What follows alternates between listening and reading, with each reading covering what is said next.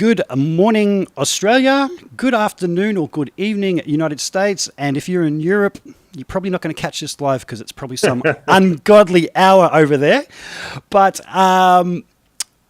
Chit Chats with Git Cats number 52. Can you believe we've done that many? Firstly, I just want to give a little shout out to some sponsors that have jumped on board of late. And I'm going to be holding some giveaways soon. You need to be a subscriber to my channel in order to be eligible. But I need some ideas, folks. I need to be able to give this stuff away and run some competitions with thanks to Summer Cable, ET Guitars, and Chicken Picks. So if you want to get a dose of that swag, please come up with some ideas of how I can promote my channel and give you guys the goodies in the meantime, because I ain't no marketing guy. I'm just a guy who plays guitar who has had to learn to do all this stuff, as we all have. And ding dong, who's at my doorbell? It is no other than Mr. Leland Sklar. Hey, Lee. Hey. How are you? Mate, I'm doing very good. Thank you so much for taking the time to have a chat to me. I know you're a very busy guy. You've got your own live chats that you've been doing. Well, no, I've been waiting all day for this. I've been poised and sitting at my laptop, staring at it, going, only another 20 minutes, only another. So we're here. Let's have some fun. That's great, mate. Thank you very much. And, you know, I really love doing these. My coffee mug says no bad days. And to wake up in the morning and actually have people lined up like yourself to have a chat to that I've seen on the television and in concerts and everything since I was a teenager is a real buzz for me, man. It totally is. And you're one of those guys, you know, you're a pretty identifiable looking chap, I must say. Well, the glue's finally sticking here. It's almost gone. I think the first time I ever saw you would have been in the movie Roadhouse back in the 80s. You were in the house band on that. Yeah. And since then, I've just seen you around. I've come to realize there's three guys, you may correct me on this, three guys that I notice get all the good bass gigs. And seems to be yourself, Pino over on the other side of the pond, and Nathan East. I noticed that you three guys are the guys. And there's a number of them. Bob Glaub out here in Los Angeles also works. He's been with Jackson Browne for years, and he does a lot of stuff. So, you know, it's a nice circle of friends. That's the nicest thing about it, is everybody supports each other. And I take it all you guys are just easy to get along with, because that's one thing when it comes to session guys is people you'll get the gig because you're on time, you know the parts, and you're just an easy guy to get along with. So I'm taking that most of you guys fall into that category. Most.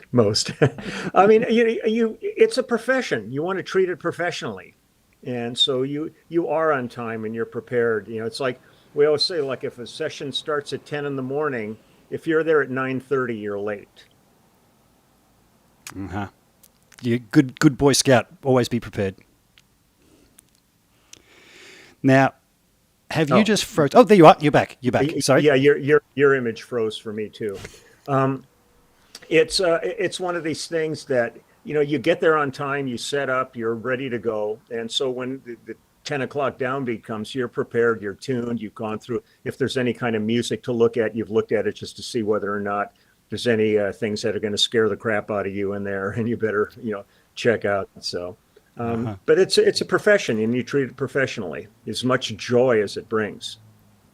I can think of worse jobs to be doing, that's for sure. Yeah, absolutely. Now, Lee, I did say to you, speaking of being prepared, that I actually do these without being prepared, and that I simply ask the person what started the love affair with the guitar. But in your case, it's the bass.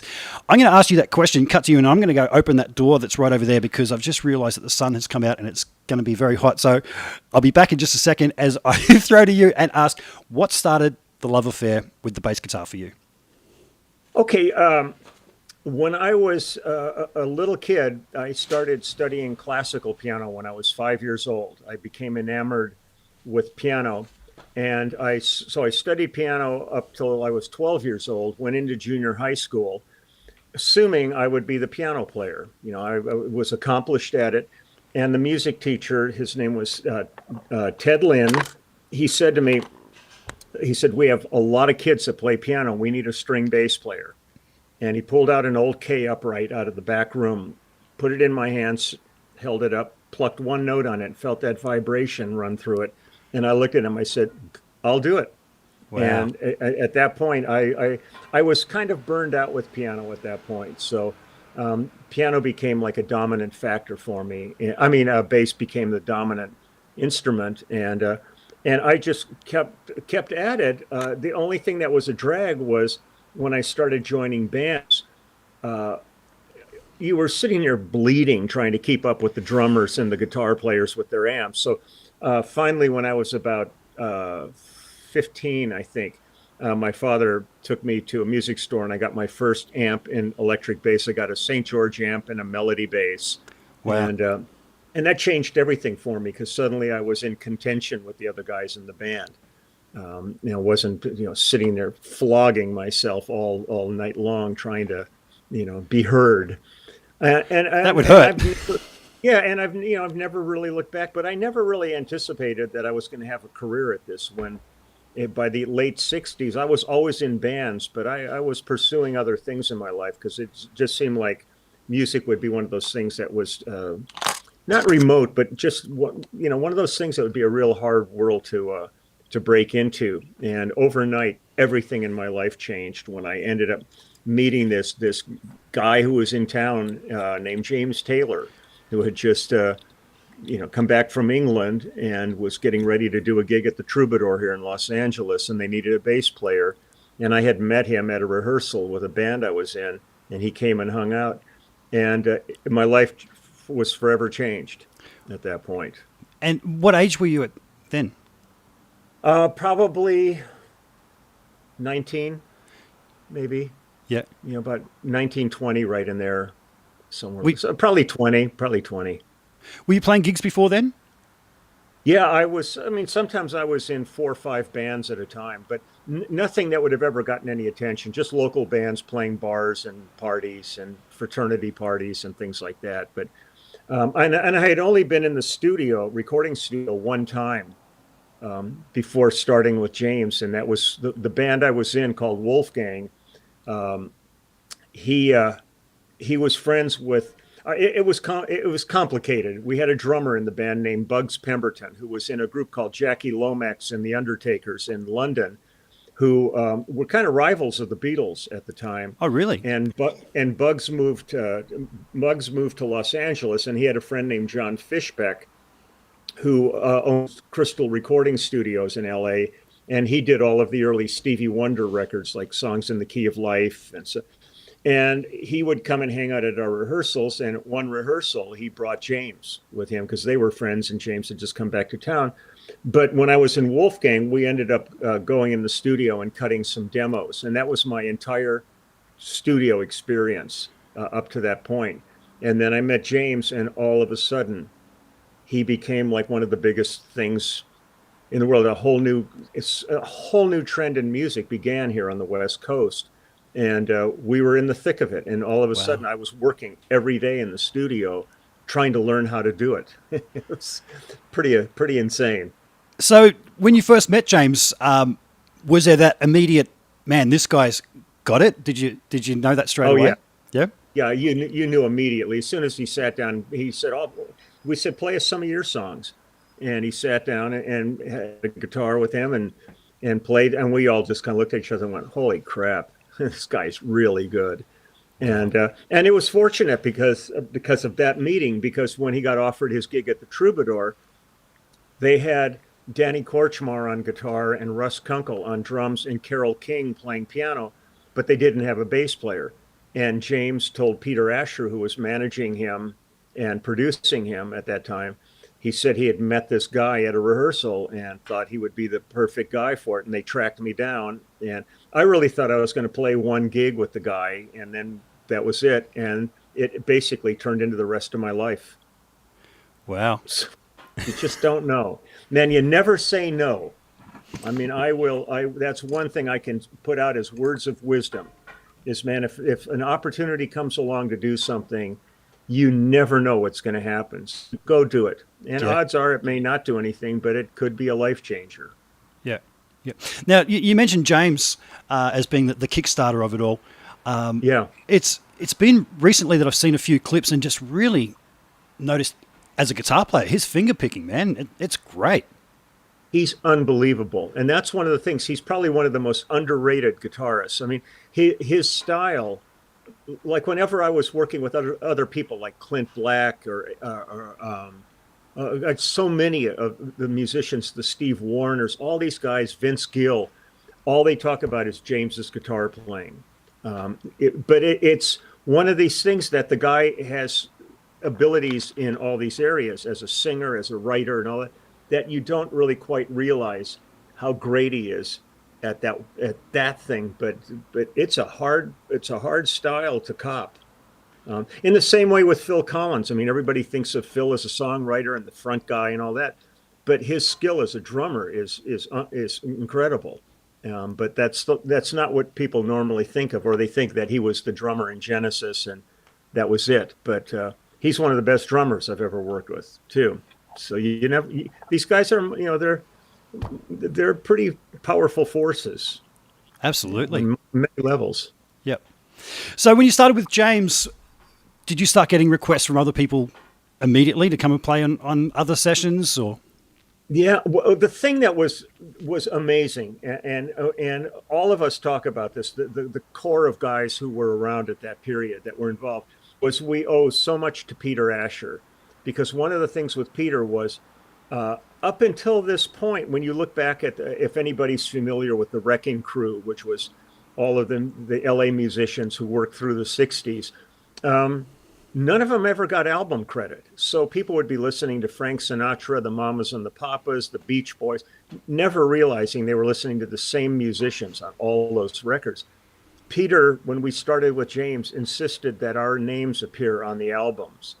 So all of a sudden, when the Jackson Browns and all these other artists started coming along, they would look at James as kind of like the benchmark of what they would like to be doing. And they would look at his album and they would say, well, God, if these guys are good enough for James, let's call them for our thing.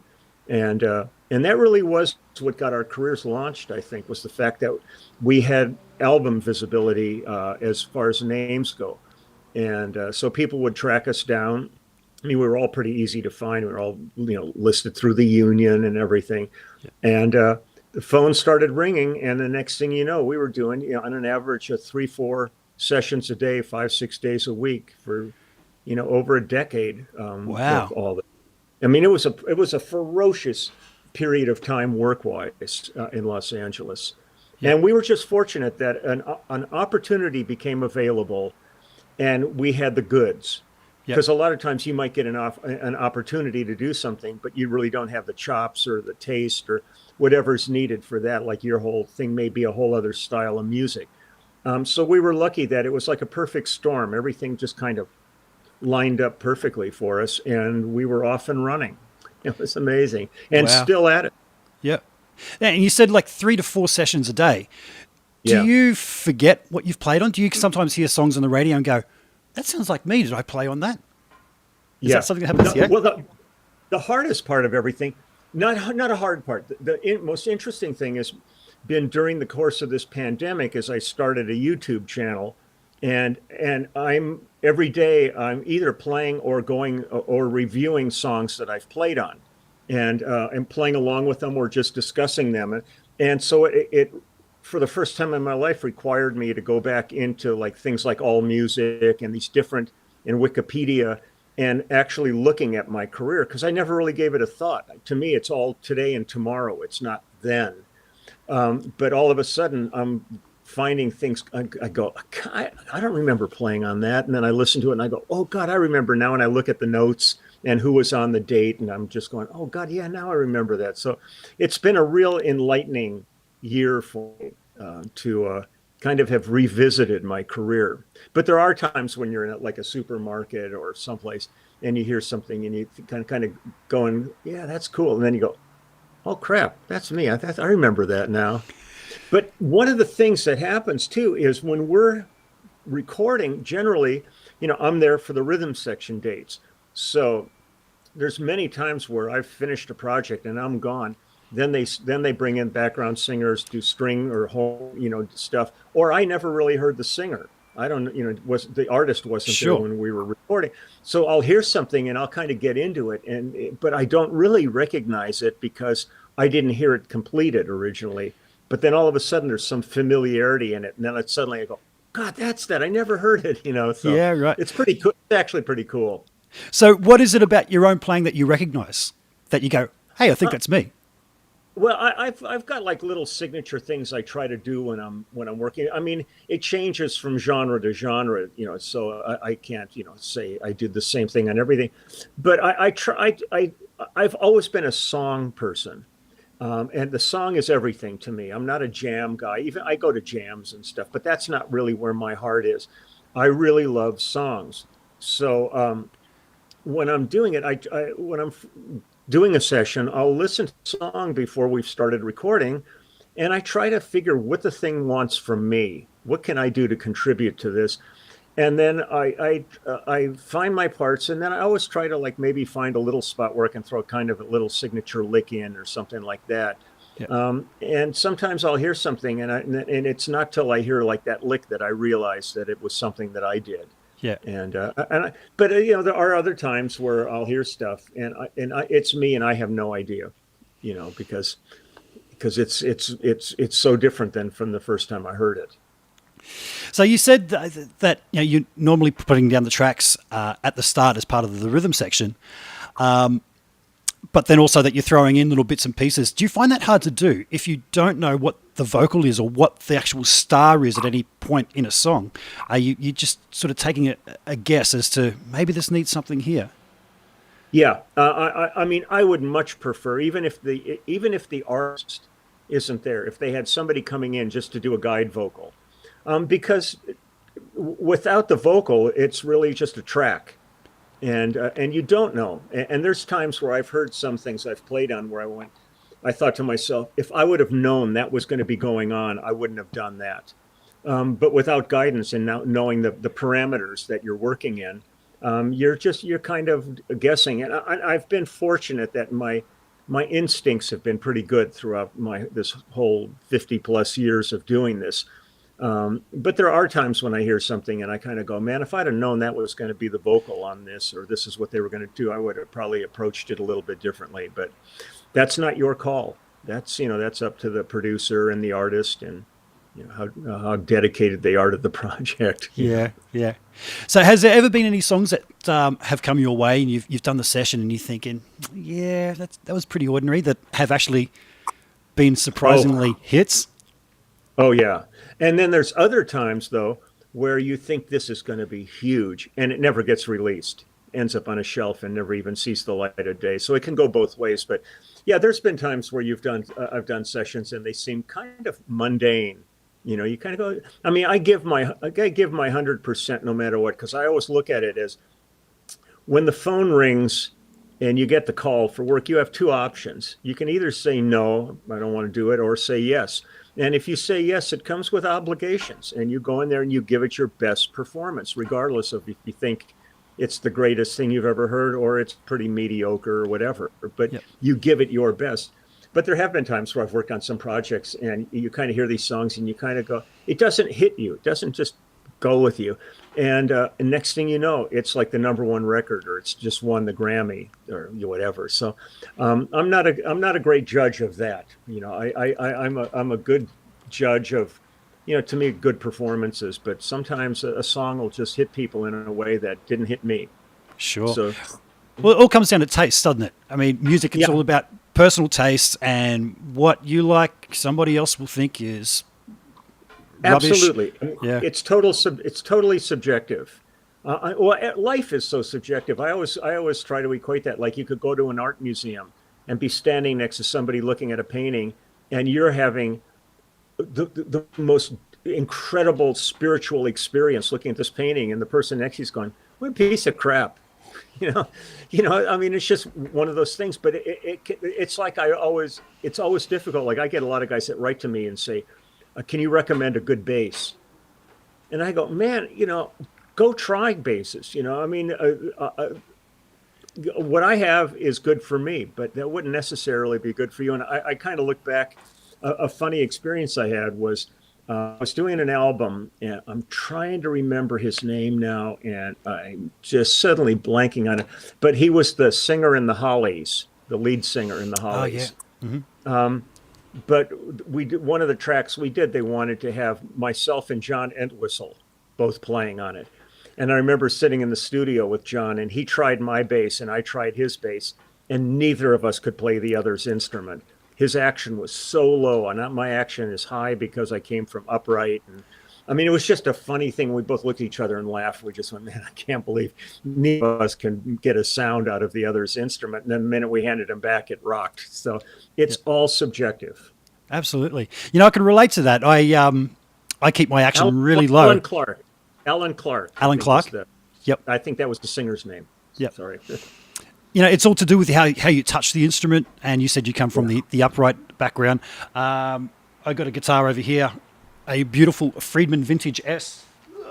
Ooh. That Ooh, I love this. Yeah, but I have the action so low on that it's on the verge of buzzing for me, and I hit fairly hard. And I hear other people pick it up, and it just starts fretting out. I'm thinking, it doesn't do that when I play it. So it's all about the touch, isn't it? Yeah, exactly. Yeah, I remember years ago, Bass Player magazine every year would do they do their big event, and then they would give out like 2 Lifetime Achievement Awards. And so a number of years back, they gave me the Lifetime Achievement Award, and Tony Levin got it at the same time. Yep. So I went back to New York, but I didn't bring a bass with me. And I said, I'm not going to play. And Tony brought his whole band because he's local, and, Jerry Murata and these guys, and they played at the thing.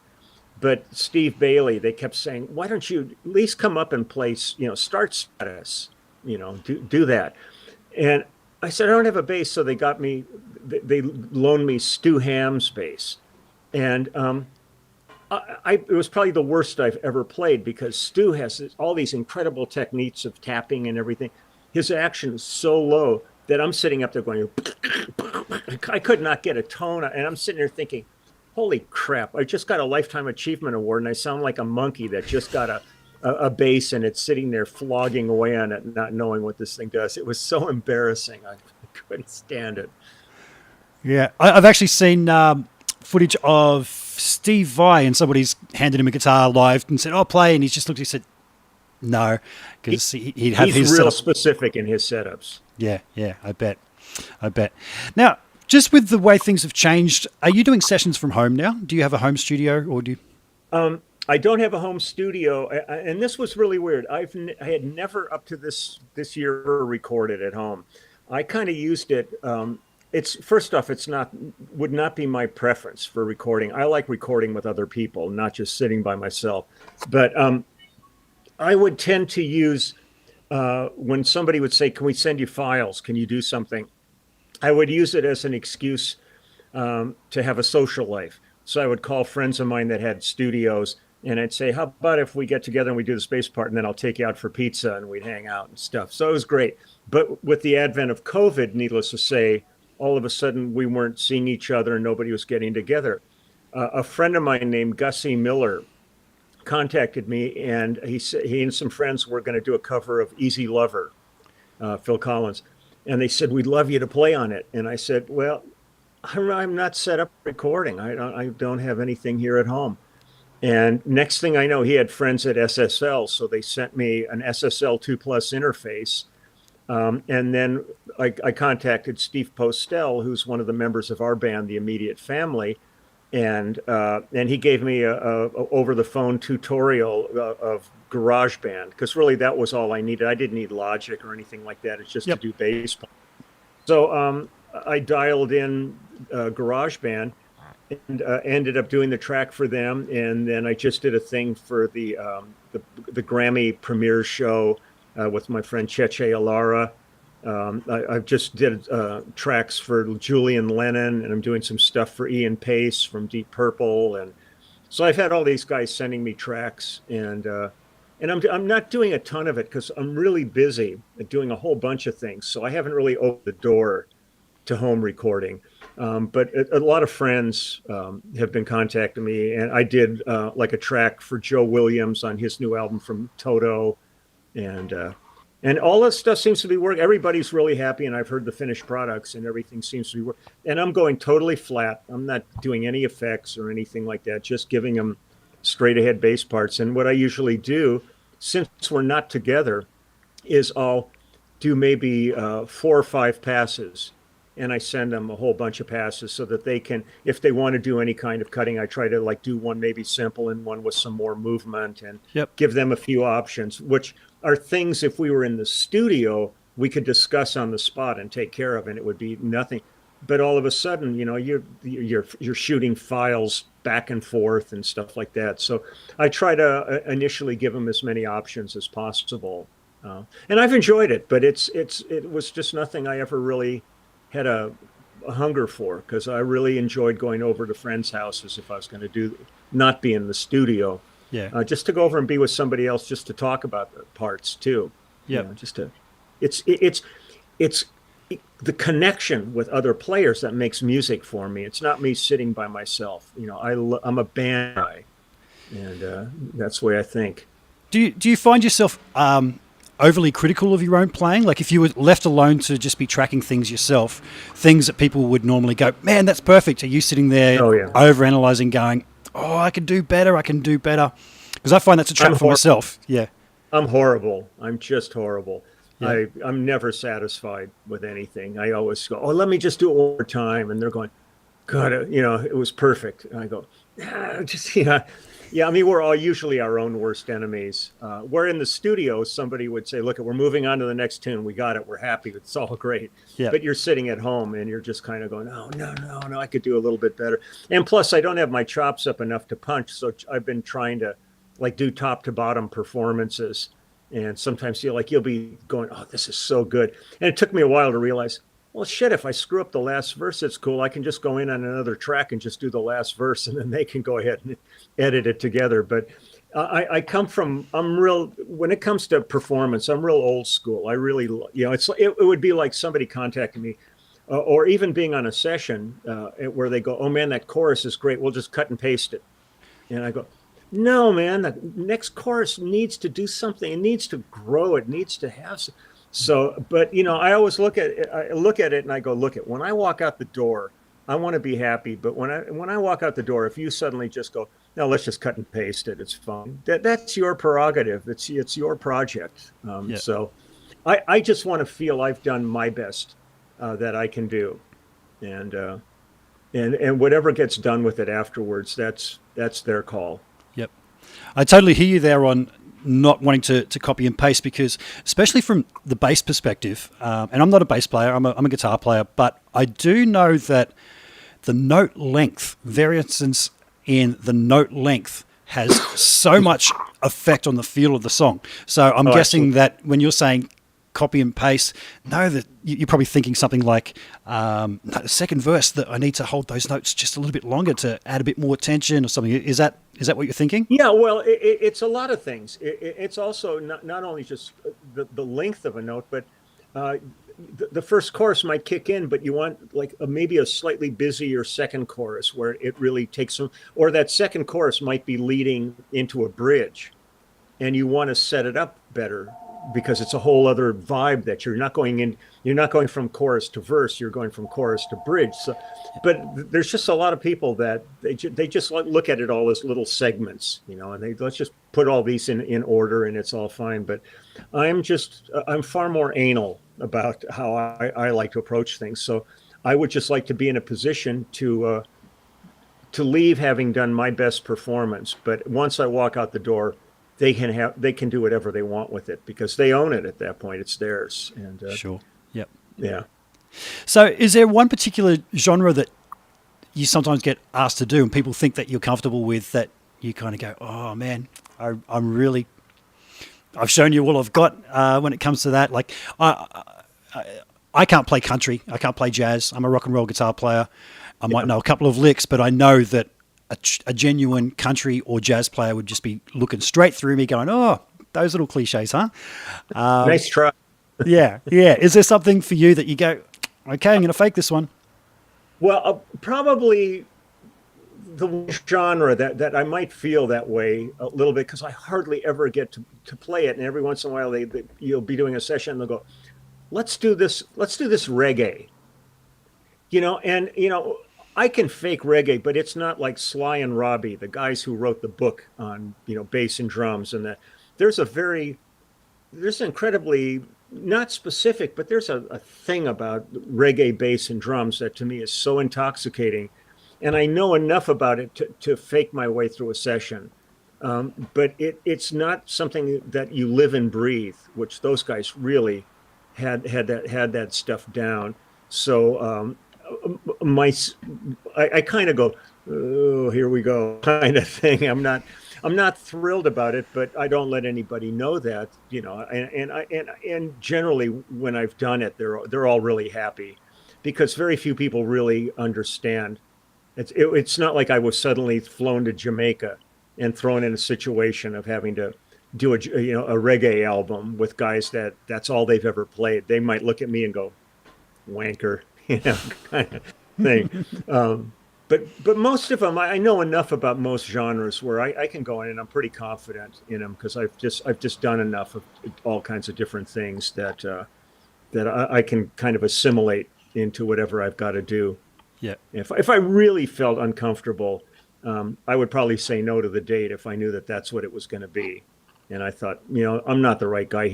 I know, call this guy. He's great because it's like I started on upright, but for almost like the first 15 years of my career, nobody ever called me for upright. I was always electric. And so it's not like riding a bike. So my chops kind of went down and, I just wasn't that confident. So I got called to do an album a number of years ago with a guy, and it was kind of like sort of like Harry Connick before Harry Connick came out. It was that kind of jazz thing. And Ahmet Ertegun was producing it, who was the head of Atlantic Records and everything. And I knew I suddenly went, they're going to want upright on this, but I said, look, I've got a Washburn AB45, which is a big acoustic 5-string, and I made it into a fretless. And the thing really has a unique kind of uprighty sound, but it's different. And I played it for them, and they said, oh, this is great. No, this will be perfect for it. But we got down to like the last two songs, and I looked at them, I said, this really needs upright. This is an upright couple of tunes. And at that time, John Patitucci was still living in Los Angeles, and I said, look, let me call John, have him come down. He'll get the stuff done in a take, and it'll be unbelievable, and it's great. And I did, and he came down, and I said, I'm off the clock. I'm done now. Let's just, and I hung out just so I could hang out with John and stuff. So I know my limitations, and I know where my strengths are. And if I feel I'm being asked to do something that isn't going to be the best thing for the album, I'll tell people. I say, look, call this guy. This is what he does every day, and it's unbelievable. You'll love it. And I'm not that concerned. And Jeff Porcaro was like that. I mean, I did a lot of sessions with Jeff where he would just go, call Jim Keltner. Keltner's the right guy for this track. And I really believe in kind of sharing the gigs with friends that are, that I think are more qualified for specific gigs. I'm happy to call them rather than just trying to be good enough for it. Yep. So Lee, starting out back when you did, that's a lot of years of playing some very loud rock and roll. How's your hearing? What? I was waiting for it. No, I'm sure it's damaged a little bit from all these years of playing, but the only time I really notice it myself is if and I haven't noticed it for a year, but like if I was in a restaurant and it was a noisy restaurant and you're at a table with a bunch of people, some conversation, like some of the mid-range probably has been damaged a bit, but I can walk into a liquor store that has like ultrasonic burglar alarm in the place, and I can hear that pitch. Yep. But I'm missing, like I've got the extremes at both ends, but some of the stuff in the middle has been a little tweaked over the years because I never was one of those guys that liked to wear earplugs playing. I thought it just removed you too much. And I'm also not a guy who's ever liked in-ear monitors. I still like a wedge. I like the feel of sound pressure around me. Yep. So it's been somewhat affected by it, but I know some people from this business that are actually profoundly deaf from years of and it's not like guitars or anything like that. For the most part, proximity of the bass to the drums can be difficult, like when you're next to cymbals and the guy Yep. starts writing the cymbals and you're getting that bam right right in your head, where the guitars are loud, but you can kind of deal with that a little bit easier. Yep. Yep. I'm well aware that I'm a bit down in my left ear, and that is back in my teenage years, rehearsing 4 nights a week with the drummer right there in his cymbal. And yeah, it's later now that, especially wearing these noise cancelling headphones, as soon as I put them on, I'm well aware of the bing. Yeah, yeah, Can get quite annoying. Quite annoying. yeah, You're strictly a finger player? yeah. I Yeah. I never played guitar, so I never really had any kind of pick chops, and I probably could have if I had not been busy doing what I was already doing. And every once in a while, I would get requests to play with a pick, and normally, like, I've cut them back because I've been doing lots of work around my house. But I would like keep like these. I can't tell where the camera. There we are. I would keep these two nails kind of long, so that I could, kind of fake pick, or if I knew I was going to be doing some stuff, put some stuff on there just to toughen up the nail. Like so many guitar players I knew that do finger picking, and they end up putting all kinds of different things on their fingernails just to give them twice the thickness and all that. But basically, I'm not I've had wrist injuries, so I'm not really a slapper at all. So pretty much everything I do is just finger related. Okay. So you said the injury. Now, I did notice that you play multi-scale bass. Does that help out with the fan frets? No, I just a lot of the work that I've done over the years was replacing synth bass. People have done programming, and it seems like every time they're doing anything on synth bass, they are always at the bottom of the keyboard. They want to get as low as they can on it. And I was really frustrated that I could not find a 5-string that was really killing me. And then I was at a NAMM show, and it's got to be like 18, 20 years ago now, that this guy came up to me named Sheldon Dingwall, and he said, "Would you check out my bass?" And I looked at it, and I said, and it had the Novak's fan fret system on it. And I said, "Explain this to me." And he said, "Look at, you open a piano, and the low strings are longer than the high strings. Sure. I mean, it's just kind of that. It's not like the Buzzy Featon tuning system or any of these kind of things." And I said, "God, makes sense." So I went and plugged it in, and I heard that B string. And I just went, sold. And I just love that. And it's not so much, I don't think about the fan fretting. I think about the sonics of the instrument. And it's got one of the richest Bs. In fact, all of my Dingwalls, the B string has a hip shot on it, so I could drop it to an A if I need to. Whoa. Okay. And they read perfectly as a note, because most of them would be da da da da, boom. That B string on most 5-strings. So it's kind of just a lot of air moving, but not a lot of center to the tone. Yeah. And the Dingwalls just did it for me. So, for me, it really had nothing to do with injuries or ease of playing. It was really a sonic. The thing really, every time I would bring it into the studio and be doing a session, the engineers would go, "What kind of bass is that?" Because they had never really heard that kind of clarity coming off of the B string. Yeah, right. And it became my kind of go-to bass for touring. I'm not one of, like I see a lot of gigs where the bass player's on stage and they got a whole rack with like a half a dozen, 10 basses behind them. Like when I was out with Toto, Phil Collins, Lyle Lovett, James Taylor, I would bring 2 basses on the road, and one would be with me on stage and one would be a redundant duplicate of that on the side of the stage, just in case something ever broke or went wrong. And rarely has that ever happened. But I've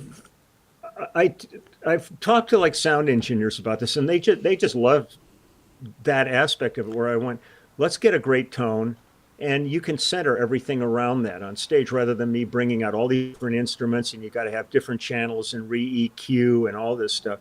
I tend to, just through touch and location on the bass, I can really cover a lot of territory.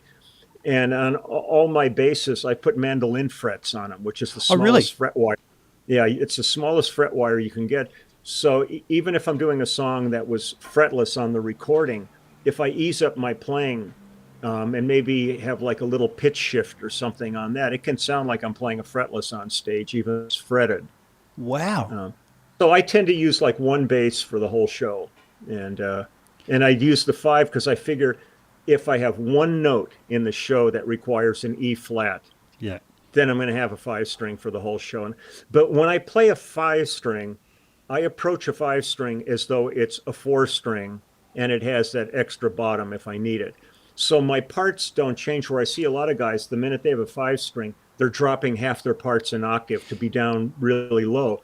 And I go, no, because to me, a lot of times if you go that low, you're creating kind of a sonic hole between you and the guitar, Sure. where a four string bass and the guitar really have a tougher, more cohesive sound. So I'll tend to play my five strings as though they're four strings, but if I need, it gives me just the extra movement. Or sometimes I'll save, like if I'm playing like in C, and suddenly we get to the last note, I might do a glitch down and just hit like the low C, just as the penultimate note, just to give it this sudden weight that happens at the end. So it's everything's predicated again on the song and the needs of a song. So I don't have any rules. It's my rules really are song to song and not as a general rule. Okay. Do you have an idea in your head of what a good bass sound is? Like when you are dialing in sounds, do you have like Yeah. yeah?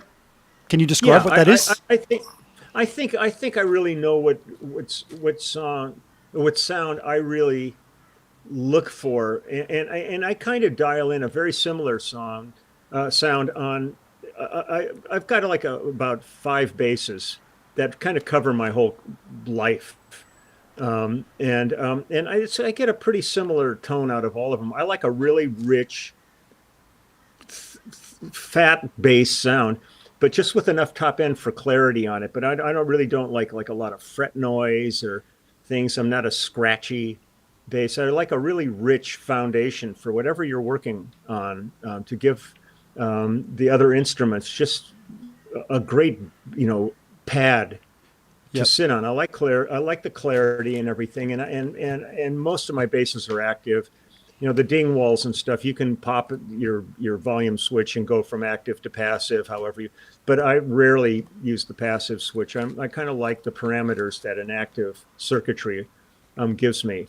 Yep. So, but I kind of have my go-to sound. But each bass has its own personality. So there are certain things like I have a signature model with Warwick, and it's based on their Starbase 2. And it's a well, the one we built, my signature one, is a chambered bass because I wanted to change the body shape a bit, but the regular star bass is an acoustic body, and so it really fulfills some other areas that my other basses don't. So if I feel the song really wants that kind of a richness, I'll use that bass. But when it comes to touring, then even if I used that on the recording, chances are I would probably use the Dingwall, because I Okay. only do a four string with Warwick and I only do a five string with Dingwall. I didn't want to be one of these guys that are going, oh man, dudes out there hawking everything, they're, because I see these bass players, they're in every ad for every company, selling every, anything. And I only have put my name on a couple of things, and they're things I specifically use, and they have very specific uses and needs to me. I'm not a hustler. That's good, mate. That's good. Now you mentioned some injuries. Is that an overuse thing? Like No, that's just life. it was a life Um, injury, yeah? yeah, I mean, just over the course of a lifetime, you do things, sprain wrists, you have some ligament damage. I've had a lot of like, I have probably more stitches in my hands than anywhere else on me from doing, I used to do machine work and stuff. So you get cut and, working with metal and stuff. And next thing you know, you're looking down and seeing a bone in your finger. So, I mean, I've had enough things where there's certain mobility things that have been somewhat affected over the course of these years. But I mean, I'm going to be 74 in May. So, I mean, it's like, you start adding all those years up of just flogging and beating yourself up, and it takes its toll. Absolutely. But so far, but I still haven't had any gigs that were completely compromised by anything like that. It's just maybe in the back of my head, I might go, oh God, man, I'd love to be doing that lick, but I'm just not nailing it right now, where I could have done it maybe when I was 23. Yeah. But it hasn't affected the outcome of a gig. So it's just my own personal way of dumping on myself. Yeah. Yep. So we do have quite a few people watching live and dropping a few questions. And I'm just going to say to the folks, please feel free to leave your questions there. I'm not getting to them just yet because it's very hard for me to actually give Lee my full attention if I'm looking down at the chat thing. So I will go back and go through those a little later on. And I do have a couple of things that I still want to ask Lee about.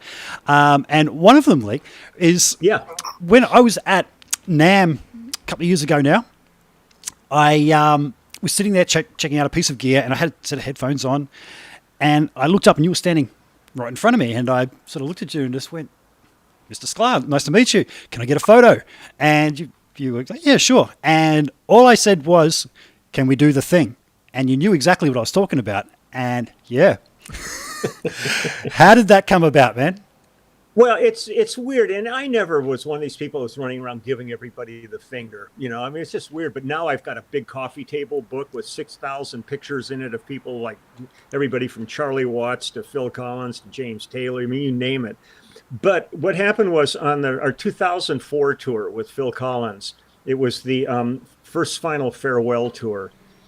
During the course of the tour, there was talk that Phil might retire at the end of that tour. And I was thinking, man, there's so many, we had like 100 crew people on it. I mean, it was a giant family, and we were out for like a year on the road. And I thought I may never see a lot of these people again because they were from Europe and the UK and all over the States. And it was a really kind of an international crew. And the band, too, they were from everywhere.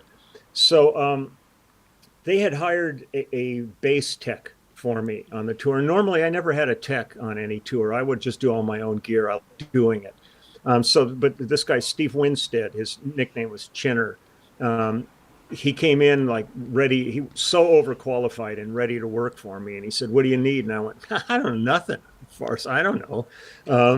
So we had kind of a running gag for the whole tour of, like every time, he'd say, "What do you need?" And I'd look at him and he goes, "Yeah, nothing." And so he was working for everybody. He was working with the drums and percussion and all this.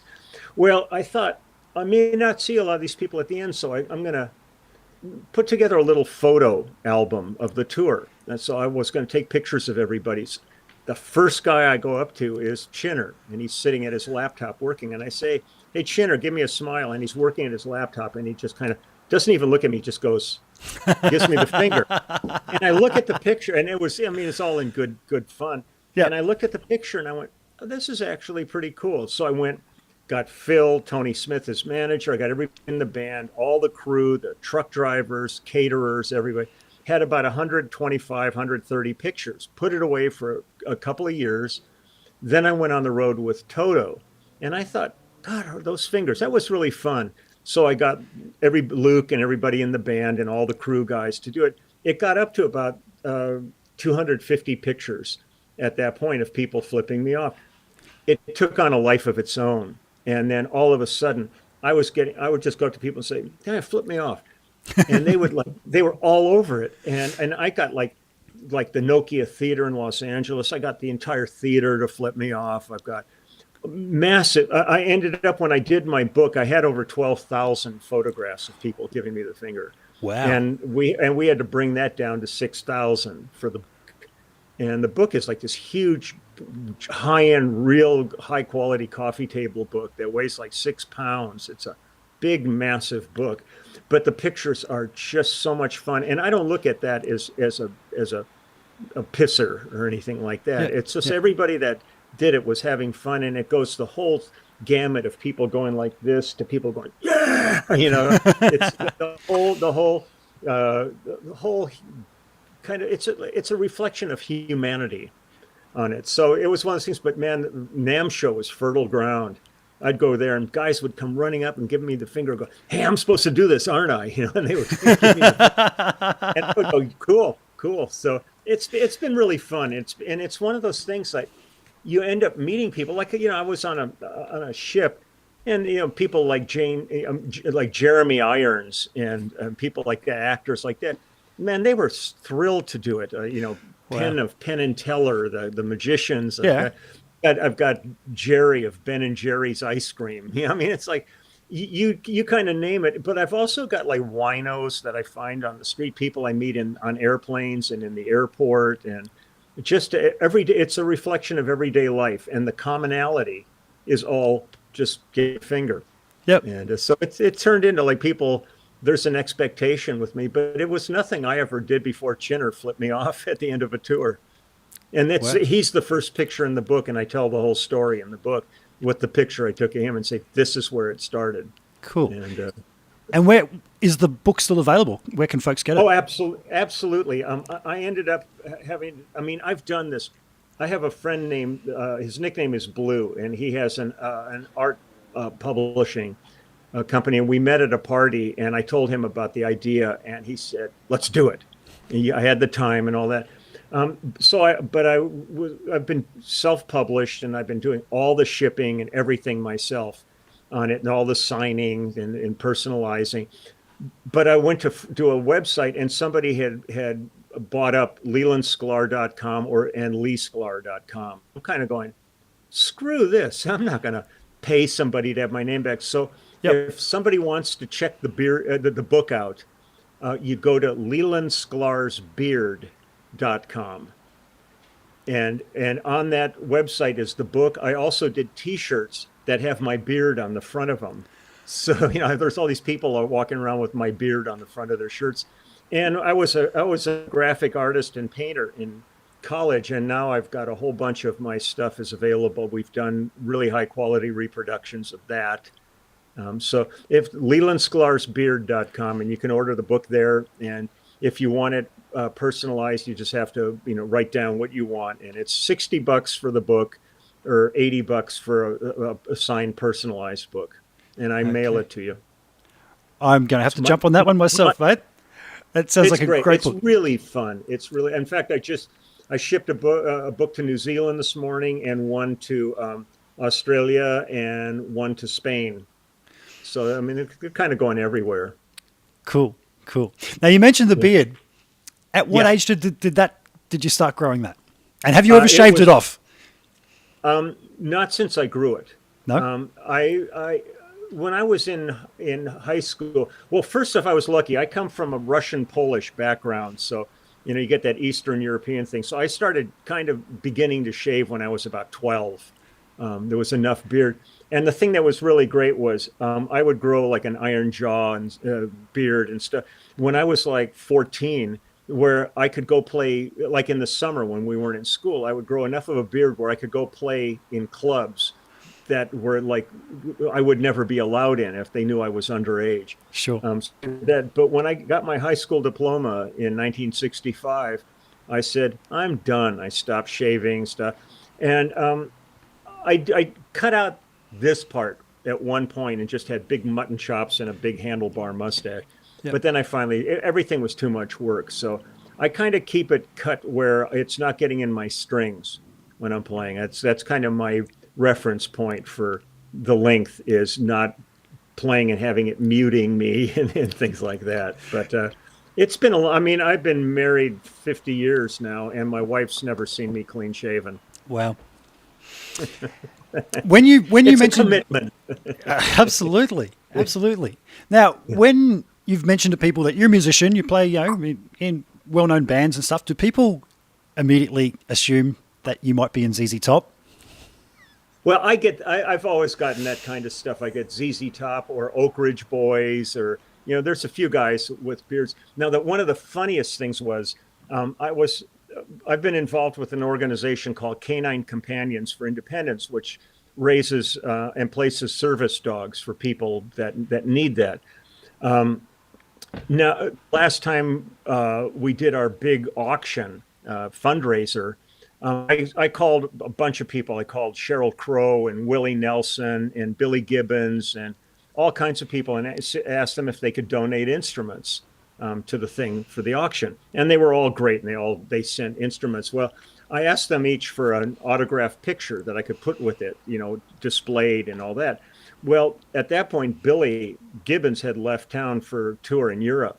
So he wasn't able to get me a picture. So I went online. I just figured, I'll just get a picture of Billy and frame it and all that.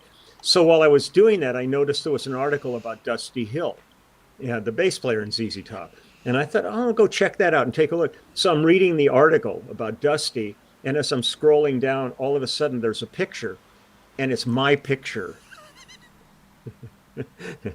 Yeah, I was going, and I did a screenshot and sent it to Billy, and he wrote back in the biggest font he could, just ha ha ha ha, he's a great cat.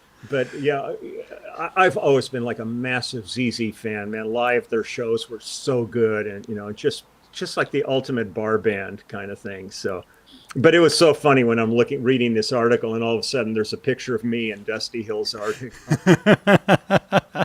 It's funny because before I'd locked in a time with you, I do have a Facebook group, which anybody's welcome to join, Chit Chats with Git Cats. And as I'm lining up people and don't have the date locked in, I'll drop hints to who might be coming on.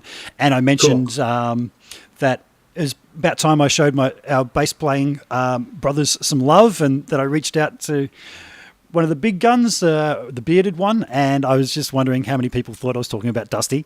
But who knows? Who knows? There's a few of us old dinosaurs still around with this stuff. But yeah, there have been times where, like, I'm out and somebody will be driving by and they'll see me out front and they go, ZZ Top, ZZ Top.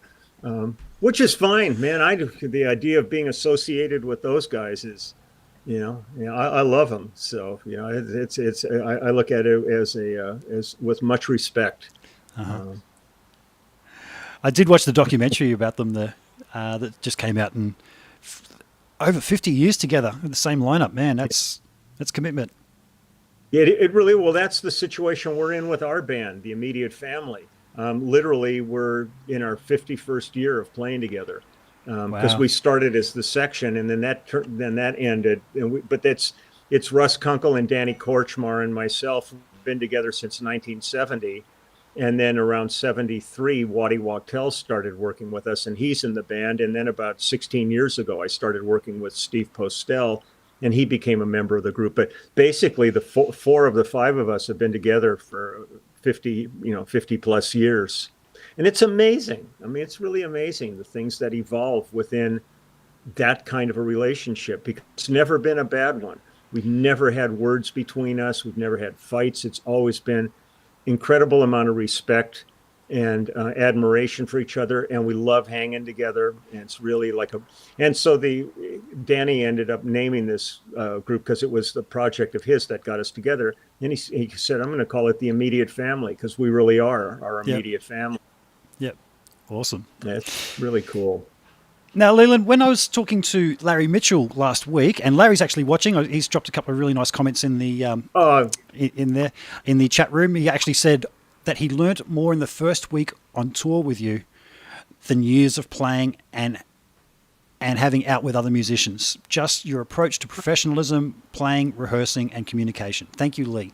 So that's from Larry Mitchell. Oh, well, Larry's great. We were on tour with Tracy Chapman, and Larry he's such a beautiful guitarist. He's just a wonderful musician and a great hang. And we had such a good band on there. Rock Dedrick was the drummer on it, and Larry and John Thomas was playing keyboards on it. And it was such a good band. And every night I just enjoyed Larry's playing so much. And we would see each other every once in a while at the NAMM show and kind of catch up for a moment. But man, Larry. Now, I bring up Larry because I think Larry's he might be in the book. I'll double check. I think Larry might be in my book. Oh, really? Yeah. I just lost my train of thought. That's okay, because I've got things written down here. Why I brought up Larry was he mentioned that in this day and age, we've had to become television producers. And I see that you're quite prolific in your YouTube channel. Is it a daily thing that you're posting? 500 episodes, that's a lot. Well, tomorrow will be my 500th video since March 23rd of last year.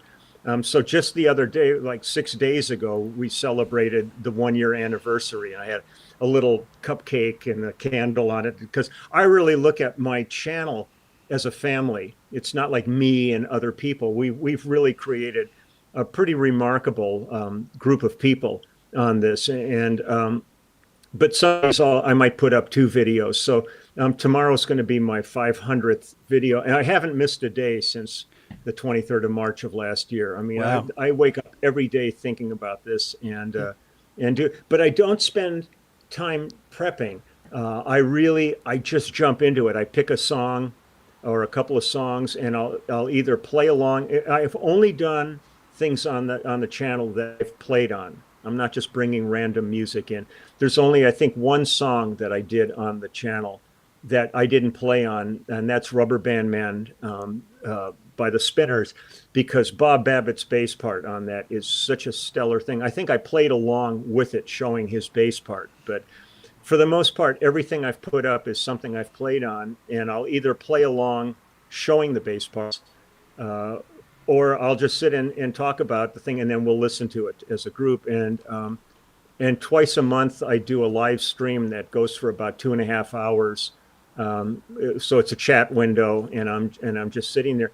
But the friendships that have evolved with all these people from all over the world has become really profound. And I think I've got 151,000 fans on the site now. Wow. And so it's really great. I am enjoying this so much, and it's nothing I ever thought, but man, it is so low tech. It's in the room where we started, where the Wi-Fi is kind of crap in there, but it's this junk room that I got just stuff all over the place in there, and the chair squeaks like crazy, and everybody goes, "No, don't oil it, don't oil." We love the chair, and I've had mannequins sitting in there with me and stuff. So it's pretty goofy, but it's a lot of fun. If anybody wants to check it out, it's just Leland Sklar channel on YouTube, and what I did was I created a clubhouse on that. So if people want, each video has a link. Each video has a link to the website where you can look at the book and artwork and T-shirt and that. And then there's the clubhouse, which also has totally different T-shirts and hoodies and dog bowls. I mean, I have pictures I'll autograph that people can buy and stuff. But they could join the clubhouse on that, and it's just like $10 a month, and that's the 2 live streams and a lot of communication and perks with that. And then once a month, which will be this coming Saturday, I do a one-on-one thing for about 15 minutes with each person, and it's Skype or FaceTime, and they can sign up for that. And so I've tell people, I said, man, I was never cut out for retail. It's like all of a sudden, like dealing with books and shirts and all this, and man, it is a challenge. Yeah. All the time. But this year was a year like no other that we've ever experienced. And I had a really busy year ahead of me that just evaporated like a fart in a windstorm. Yeah. And so all of a sudden, like every other player I knew, start to think, what the hell can I do now? Because touring was gone, studio work was gone, and the way I started the YouTube thing, which really was an accident to me, we had just like the year before finished Phil Collins' Not Dead Yet tour, and we were playing like a lot of huge arenas and stadiums on that tour. And so I had some guys writing to me going, we saw the show, man, it was amazing, it sounded great. There's just sometimes in those places it's really hard to hear all the nuances of parts. And so what I did was I contacted Michel Collin, who was our front of house mixer, and I said, I had him send me a show. He ended up sending me the show we did in Adelaide. And so what I decided to do was just put up, starting with the first song of the show, I would put up a song a day. So I plugged in a little Bose speaker into my laptop, and then I had a little bass amp on the floor next to me, and I kind of played with them until you could hear the track going on, but the bass was just a little bit louder rather than being in the track. Yep. So you could hear all the nuances. Yep. I did the first song like that, and by the third day, of it, I had people writing to me going, "Man, we love your YouTube channel." And I go, "What are you talking about?" And they go, "Oh no, the YouTube channel you're doing." I said, "I have no idea what you're even talking." It didn't register in my mind that this was now a channel. Yeah.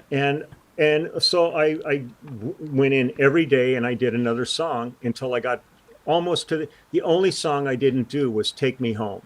Because I kind of went, that's kind of the penultimate song. So I'll wait till like a couple of years from now when I'm at my last video, Sure. and I'll do "Take Me Home" at that point. Yeah.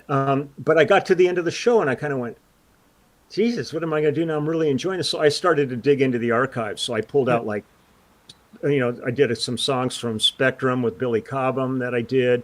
I did Jackson Browne and Linda Ronstadt, and I just started digging into all kinds of stuff. And literally, I've been sitting at this computer every day since last March 23rd, putting up a video, at least one a day. Wow. So And you say, and it's all songs that you've played on, and you're up to 500 episodes. yeah, Wow. yeah. I mean, I've worked on during the course of my career. I think I've worked on somewhere around maybe 23,000 songs. So, I mean, I can be keeping this. And I've told people, a lot of people said, "Man, I just hope you don't stop this when we come out of the pandemic." And I said, absolutely not. I said, what that'll do is it'll only enhance doing this, because then I can take it on the road. I can Yeah. set up a camera at sound checks, introduce people, to have, conversations with people. Because right now we're still kind of locked down. So everything I'm doing is out of this room, where once, like with our band, we're actually this Sunday, all of us have had our shots. So we're forming our own bubble, and we're going to go in, and a friend of ours has a studio that they're not using, and they're going to give us the studio for 3 weeks to rehearse in. And we're going to get together every day, work on new material, work on our old material, because the gigs we have potentially lined up aren't until at least October. But we just want to be playing. So this is going to be great, and I'm going to take my phone. I'm doing everything on my phone. Yep. So I'll take it up and I'll set up a little tripod and, film some of our rehearsal and introduce everybody to the guys, and, get the site more interactive. Cool. So it's not going to end at all. It's just to me, it's only going to get better. Well, that's awesome, man. Like when things change, you just need to adapt. And some people can do that. Others are stuck in their way, and it's like, well, things are different. I don't like different. So, just testament to you being at the forefront for this long is the ability to adapt and change, huh? I love working, and I love interacting with people. I've always been a fan-oriented person, where, like, we would be out playing the big summer sheds, and most of the guys, like, we would finish sound check and they're all hanging out down in the dressing room. I'd go out and wander the lawn. People would recognize. I'd sit down with people and have dinner with them and talk with them. And some of these friendships have gone on for 30, 40 years, that people I met at gigs and stuff. So I really, when I'm home, I'm pretty much a loner at home, because I have things around my house that I like to do. But when I'm on the road, I like interacting with people. Finish a gig, we come out of a gig, and if there's people out there, I'll stop and talk to everybody and take pictures. And I think it's a two-way street. Without them, man, we don't have anything. We're just a sound check. Yeah. Yeah. So I really go ahead. On the other hand, you're quite the fan yourself. I've seen that you've got not one but two basses that you've had autographed by quite a few people. I'm going to let you tell me about that. I have a bathroom right there that I need to just excuse myself. As you tell us about your bass, I have wireless headphones so I can still hear you. Okay. Well, we built a bass back in 1973, 73, 74. One of the great watering holes in Los Angeles for musicians in those days was Westwood Music, and Fred Wallachy. It was his store. And you'd go in there anytime and you'd see an amazing bunch of characters in there, Jackson Browns and all kinds of people just hanging out, playing and stuff. But there was the guy that ran the repair department, and it was John Carruthers. And I have no idea how I ended up with it, but I ended up with a 1962 precision bass neck. No body, nothing, just a neck. And it sat around for a while, and then I thought, I should do something with this. And there was a company out here in Southern California called Charvel that made aftermarket instrument bodies. And so their factory wasn't that far from me. So I went to their factory, and there was a huge stack. They had done a run of precision-based bodies. Now, I'm not a P-bass guy. I like Fender jazz bass and not precision. Jazz would be my go-to instrument. But I went to this stack and just hung each bass body from a piece of wire and just tapped on them. And one of them resonated so beautifully. I said, I'll take that one, and bought this bass body, went to Carruthers with it. My bass that I was using at the time was a 62 jazz bass that I carved up in the 60s, and it's got peace and love and all kinds of shit all over it and stuff. I took that bass to John, and we did a profile of that neck. And then so we popped the frets out of the precision neck and reshaped it into a jazz neck. Now, when we were refretting it, I was walking around his shop, and I saw this fret wire hanging on the wall, and I said, "What's this stuff?" And he goes, "It's mandolin wire." And I said, "Let's try that." And he went, that won't work on bass." I said, "Let's try it." I said, "If it sucks, we'll just go ahead and refret it with bass frets." Well, it was one of the best things I ever did in my life. Every one of my basses has mandolin frets on them. And then we took the precision body, but we got really deep into this. We ended up putting 2 sets of precision pickups where jazz pickups would have gone on the body. We routed it out for those. But I kept thinking about it, and I went, Leo Fender was a genius. But it seemed to me like when you were looking at a set of precision pickups, there's 2 pieces to them. And the piece that was on the G and the D string was the closest half to the bridge. And I thought, just by the nature of the clarity of those 2 strings, that actually should be the one that's closest to the neck, and have the other half be on the A and the E string, which is closer to the bridge. So we reversed the 2 sets of pickups. And then in between those pickups was a cavity where if you were going to be doing a precision bass, that's where the pickups would have gone. I ended up with some of the very first EMG pickups when Rob started EMG, and I run them 18 volts. So I put the 2 9-volt batteries in that spot where the pickup would have gone, and we just made a cover for it. Cool. And then it's got a badass bridge. It's got like the first hip shot prototype detuner and all kinds of stuff. And it's one of those things. We built a bass that you could have plugged in and it could have sucked. You don't know, we plugged it in, and John and I looked at each other and went, "Oh man." And that's been my go-to bass for, since 1973 or 4, whenever we built that thing. Now, it sat as just, nothing on the body or anything like that. It just was a, wood body on it. In 1981, the Los Angeles Dodgers baseball team won the World Series, and we got called to go in the studio with them, and they wanted to cut "We Are the Champions," Queen. And so we went in, and at the end of the session, they were all going crazy. They had just won the World Series the day before, and they were still drinking and shit. They were going nuts. And they were signing baseballs for us. And I said, "Hey, forget the baseball. Sign my bass." And they went, "Really?" So a bunch of those guys signed my bass. Then I went on the road with James Taylor, and I was at a thing, and Rocky Blyer and Lynn Swan, who were on the Pittsburgh Steelers football team, saw the bass, and they said, "Oh, baseball players are pussies. You need football players." So they signed it. Then people just started signing it. So I've got, everybody from Jeff Porcaro on there to George Lucas to Vinnie Colaiuta, Steve Clapton. Everybody's on this thing. Merle Haggard, Andy Griffith. It's really incredible. But I never clear coated it because it was my main instrument. So a lot of people have come and gone on this thing. Really? Then Yamaha built me a bass that they thought would be kind of like that, because I was working with Yamaha at that point. So they built me a bass with 2 sets of P pickups on it and everything. But it was really weird. I think that bass arrived when we were either doing In the Pocket or Gorilla albums with James Taylor. And when the Japanese contacted me, they say, "What kind of finish would you like?" And I said, "Just make it jet black. Jet black would be great." Well, this bass arrives, and I open the case, and I'm kind of staring at it. And then all I could think about was I love the Japanese because they have this kind of, there's a thought process that's um, so them, because I opened the case up and the base was all painted. It was black painted with flames, but the flames were coming from the wrong end. They were coming from the bottom the other way.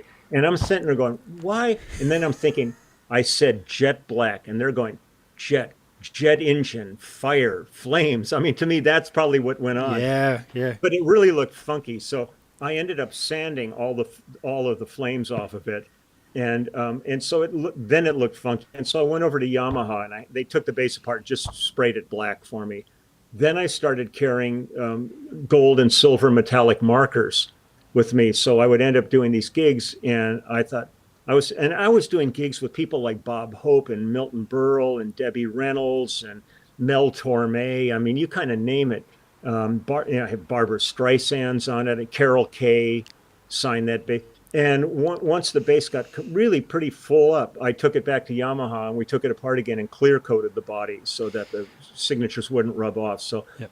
for me, I have three instruments that mean the world to me. And it's not because they're the greatest instruments in the world, but it's because of what's on them. Now, the Frankenstein bass, which was the one that we built that, from with the Charvel body, I end up calling it Frankenstein because it was like body parts. But actually, in reality, Frankenstein was the doctor and not the monster. But Yeah. that's a whole other thing. But the only other instrument for me that really has that kind of pedigree to me is I have a Hofner that I used on B.B. King's 80th birthday album. And when we finished it, I had B.B. King sign the pick guard on it. And I have a photograph of me sitting there with B.B. while he's signing the bass. So nobody could say, bullshit, that's not B.B. King's signature. Yeah. I've got the picture.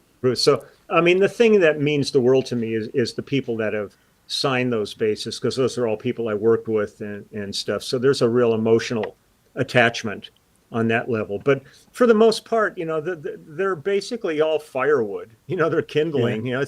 It's not like you're sitting there with a Stradivarius or some remarkably incredible acoustic instrument. They're just lumber. But they have their own thing. And my history with them is so long that they've become like an extension of myself.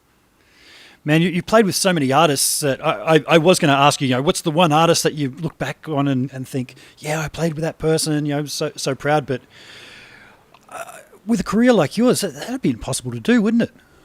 Well, it's impossible because there's so many artists in so many genres. But still, one of my favorite records I ever played on is Stratus with Billy Cobham. Spectrum. That was just a magical 2 days when we did that, because our group, The Section, which was the band that played with James Taylor and Jackson Browne, so we ended up on the road opening for Mahavishnu Orchestra, and we spent about 6 weeks on the road together. We all became really good friends, and Billy Cobham and I became friends. And he got offered a record deal and he called me up and he said, would you like to come to New York and do my album? And I said, oh, I'd love to. Are you kidding? And we went to Electric Ladyland Studios, or Electric Lady. And I got in there, and there's Billy and Jan Hammer. But the thing that blew my mind was Tommy Bolin played guitar on that. Yeah. Now, Tommy Bolin and I were friends back in the days when he was in Zephyr, and I was in Wolfgang, because we were managed by the same people. And so we did like gigs together and stuff. So I walked in the studio and saw Tommy, and it was like old home week. And that album to me is just an amazing album because it's one or two takes of each song. Everything's live on it. Solos are all live. There's one point in one of the songs where Jan Hammer and Tommy Bolin are trading licks back and forth. And Tommy starts to do these bends, and he's going, ring, ring, ring, and you hear, ring, ring, and he breaks his E string in it. But he keeps right on playing, finishes his solo, plays the head and everything. And then we never went back in and fixed it. It's on the record. Wow. So I look at that one. And to me, if I go into almost any situation musically in the world, and if I sat down at the bass and started going, everybody jumps on it, man. Everybody wants to play Stratus, or Red Baron, any of those songs. So yeah. To me, that's one of those albums that will forever like be in my psyche. And Yep. it sounds as fresh today as it did, in 1973 was when we recorded it. So it's pretty amazing. But, so many things. All this, I love what I did with Phil. I love what I did with James and Jackson and Ronstadt and Vince Gill and all these, there's been so many genres, the Richard Marxes and Hall and Oates and Streisand and all of these people. So I feel really, really fortunate that I've had the career that I've had. And the thing I feel really most fortunate about is I'm still busy and I'm playing in a band with my oldest friends in the music business. So I mean, it doesn't Awesome. get much luckier than that. Absolutely, man. Yeah, I mean, Good on we have our third video just came out. We have a single that's out. We have an EP that's coming out, and our album was supposed to be out last November. We finished it before the pandemic. Then everything got screwed up. It's coming out at the end of August. And Danny Tedesco, who did the documentary film The Wrecking Crew, is doing a documentary film about us right now, which should be finished by the end of summer. So there's a lot going on, so it still feels vital and alive. Awesome. Awesome. Lee, I'm going to go back through some of the questions now, mate, and just see Sure, please. I what love people. questions. Yeah, yeah. Okay. Now, the very first question is from a chap named Poo Ninja. Great. Poo Ninja. I went to Germany to a YouTube event a year or two ago, and I was picked up by a chap wearing a shirt that said, "I love Poo Ninja." He's just an uber fan of all the guitar YouTubers out there. And Right. he wants to know, what's your favorite song of all time? Not just your work, but overall favorite today. Oh, Jesus. That would be just so hard to. I mean, I've loved music. So, I mean, there's just, thousands of songs. I will say that still one of my very favorite songs ever to play on stage is In the Air Tonight with Phil Collins. Yeah. Because the anticipation and the tension that song builds for an audience is palpable at every gig. And Yep. you can feel the tension waiting for that drum solo, that drum fill to hit. And I get goosebumps every night on stage playing that song. Now it's not, there's other songs. I mean, I love Aaron Copland and Ralph Vaughan Williams, and I mean, there's like thousands and thousands of songs I love. But that one, for the emotional impact that it has on an audience, when you just know when that hits, there's arms are up playing air drums and people are going berserk. Cool. That's one of my favorites. Awesome. Link Hillard, big fella Link, wants to know who your favorite drummer that you've ever worked with is. Boy, again, these are hard, because one of the greatest blessings that I've ever had in my career is the amount of other musicians I've been able to play with. I haven't been a band guy who's just playing with like one or two guys in his entire career. So for me, it's run the whole gamut of I could be working one day with Russ Kunkel and the next day with Vinnie Colaiuta and the next day with Dave Weckl or Greg Bissonette or Jim Keltner, Jim Gord. So there's been just so many over the years, and so many. I've been really lucky that you reach a certain level in this business and everybody's really good. They're all a little bit different and they have their own thing. But boy, I think my relationship with drummers has been really one of the most remarkable opportunities for me in this business, and really, hard to pick one out of that. Yeah. Another one here. How long has Leland been playing with, now, I'm sorry if I don't pronounce this right, Waddy Wachtel? Waddy Wachtel. Well, Waddy is part of the immediate family. He's part of the band we're in. And the first time I ever worked with Waddy, I think, was in 1973, doing a Bobby Womack record. And he was like an R&B singer. And Waddy had come out from New York, and he'd been playing with the Everly Brothers and stuff. And he ended up in Los Angeles, and we ended up on a date together. And the minute we met, we knew we were going to be friends forever. And I feel so fortunate to be in a band. I talk to Waddy almost every day still. We've been together, like 48, 49 years now. So Cool. He's great. Another question from Michael Nikiforidis. Sorry, my Greek surname pronunciation isn't so good. Does Lee have a favorite bass player?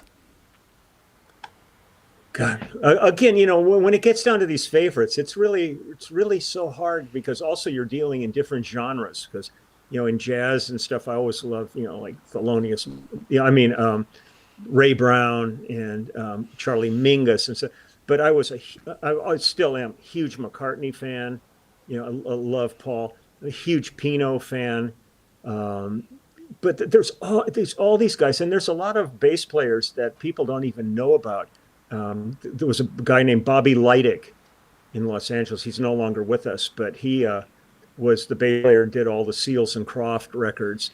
Tyran Porter, who did all the Doobie Brothers stuff. When you see these lists of bass players, these guys are never on it, and they're just amazing.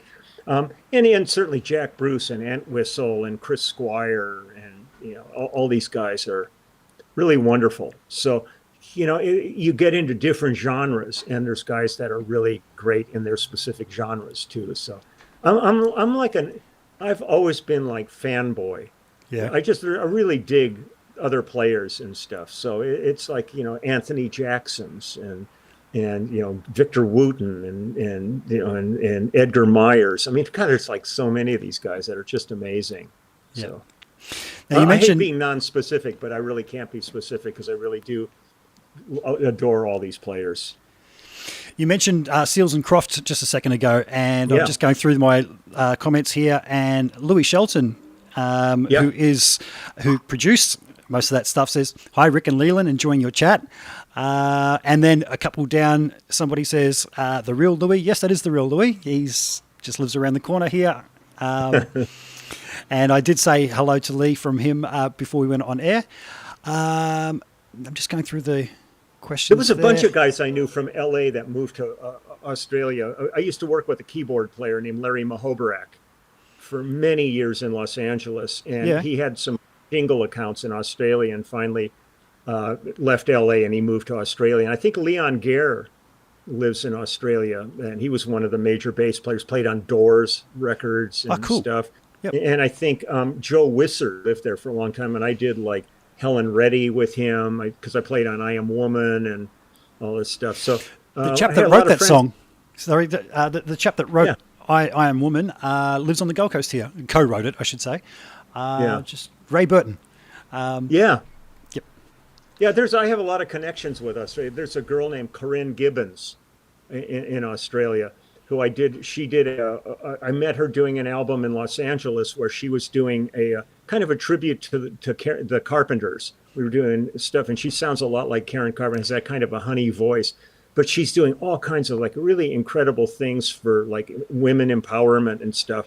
And I spent a bunch of time hanging with her when we were last in Australia and recorded with her. So there's a lot of connections down there. I really love it there. It is a great place. More questions. Okay, so Nick Jacobs says, I have a few questions for Leland.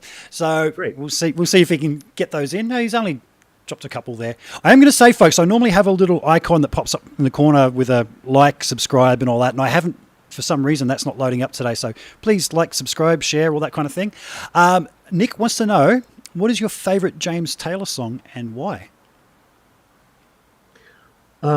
Once again, you're dealing with a guy who's got a remarkable body of work. But one of my favorite songs that we ever recorded was Mill Worker. And because the way James has this ability to take the thought of a woman working in a shoe factory, under repressive conditions, and make it sound so understandable and so connected to what this woman was feeling and stuff. I mean, he wrote it for a Studs Terkel play called Working. And I think Brother Trucker was also for that. But Mill Worker is just one of his, I remember he played it for me and he was thinking, I think we did it on Flag. And he was saying, yeah, I think this is good enough. And I'm going, are you kidding me? But James, he's one of the most prolific writers of the generation. And he's turned out so many incredible songs. And like most bass players, they always love Smilin' Face. That's one of the ones they really love the bass part on that and stuff. But James, some of his real deep internal songs on some of the albums were really some of the more remarkable pieces of right? And it's interesting with him because almost all the hits that he had radio play were all covers. Oh, You know, really? I mean, like up on the roof and you've got a friend. I mean, those songs weren't his songs, Sure. but they were the ones. But the songs that his writing to me is, it's like his guitar playing. I mean, it's in a world unto itself. Yep. Yep. He's really really remarkable. Nick also wants to know, do you visualize scales when you improv a session, or do you like to rehearse beforehand to really refine your parts? Neither. When I start playing, I don't want to sound like metaphysical or anything like that, but I tend to go into a different space. You know, I hardly have ever played anything twice the same way. So like I really don't like, if I'm rehearsing a show, like when I went on the road with Toto, I had 5 days to learn their show. Wow. I immerse myself in their music because it's not a jam band. It's a very specific part. So, Yep. but like I never want to rehearse to do an album with anybody because to me, odds are that first couple of times that you're going to run that song are going to be the magic, and you want to capture that in a studio and not in a rehearsal room. So I tend not to. The only time I do any kind of rehearsal in advance is if it's for live gigs, and I never think about scales. I really just play instinctively. Yep. I'm not analytical in my playing. I really am more emotional. I kind of just internalize and let the song carry me and let it take me to where it wants to go. But I know some guys that are sitting there and they're thinking about mixolydian scales and all kinds of stuff. And Yeah. yeah, I never think about that at all. I just go for it, and I'll sketch out. And when I go to work, in the studio, I mean, it runs the whole gamut from absolutely notated charts to nothing, to Nashville number charts, to chord sheets, to you get whatever you get when you get there. And I kind of like to be in the middle. I'm really happy with a chord chart Yep. because it'll give me direction and guidance without getting specific. And then I can use my instincts to go, but I'm not spending all my energy trying to suss out the song. Yeah. Because the chord chart will at least give me it's like having an outline for a story. I don't want the whole story. I just want an outline so I can kind of fill it all in. Still be you without, but Yeah. have the basic roadmap, huh? Yeah. Now, one last question from Nick. Nick, I hope this is worthy of a like and a subscribe and all that for getting 3 questions in. Have you ever been in any toxic band environments that you didn't want to be in? If so, did you endure them because you believed in the music, or did you just get out of there? The only time, I mean, we talked earlier when this all started. I've never done drugs and I never drank or anything. It got, even with the best gigs, it got to be difficult times to be on like long bus rides with people that were high or drunk. You know, you get the guy who all of a sudden is going, "I love you, man. I told you I love you." And I'm sitting there going, I got 8 hours of this bullshit. And Yeah, right. Yep. Gaff tape them up and throw them in their bunk and shut the curtain. I've never really been in a situation. Oh, I was in one situation where I quit on it. I did not like the personality I was dealing with on it. But for the most part, I try to be as easygoing as I can, but I'm also stand up for things. And over the years, my dogs are out going nuts outside. I can hear them. Yeah. Yeah. Barking. For the most part, though, I've managed to get through everything pretty unscathed. Some things are more enjoyable than others, and there's times where you get on the really long tours where you're out for 6 months or a year at a time, and it becomes like your alternate family, and you can't wait to get home, but you're really dreading leaving this group because you've become so close, and we spent so much time. Not just gigs are only a couple hours a day. The rest of the time is like trying to finding time with other people, going out and having adventures in different cities around the world and stuff. So, but I only really had one where I called the manager. We had a break in the middle of the tour, and I said, "I don't care what you do, but you got to get somebody else because I'm not coming back." Yeah. It's a hard slog, man, being on the road, people 24/7.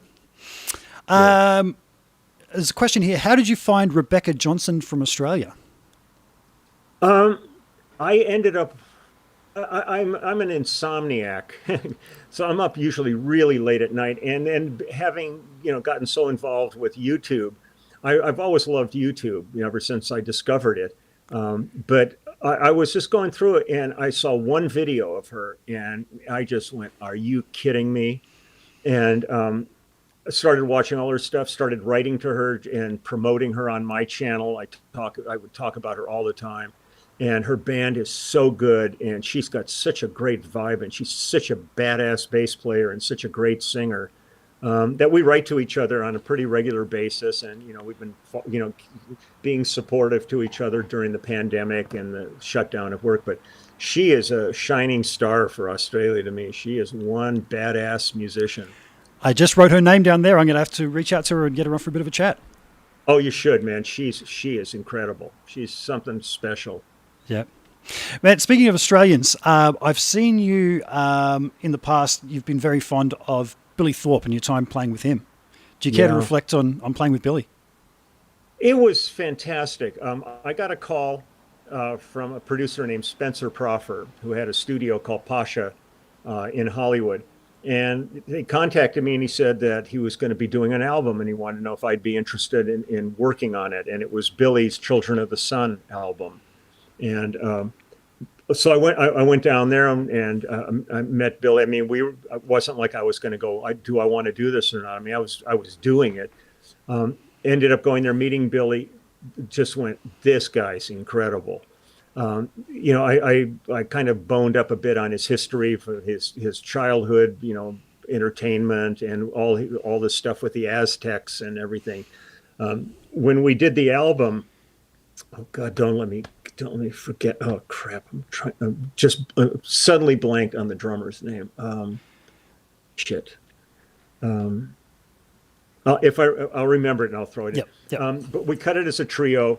Larry Brown was engineer, and Spencer was there, and we cranked up so huge in the studio and did that. And I just dug him so much. I loved his energy and his enthusiasm for what we were doing. And then after we did the album, we ended up going and doing some live gigs. And Gil Matthews ended up playing drums on those, who was the drummer in the Aztecs.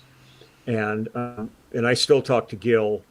And then we did that stuff for a while, and then eventually that kind of petered out. But it was so much fun playing live with him. And then we were actually talking about doing a project that was going to be me and Billy and Mick Fleetwood and some people. And then Billy ended up moving back to Australia, and then just going back to work. And I think he was doing an album called Marrakesh or something like that when he died.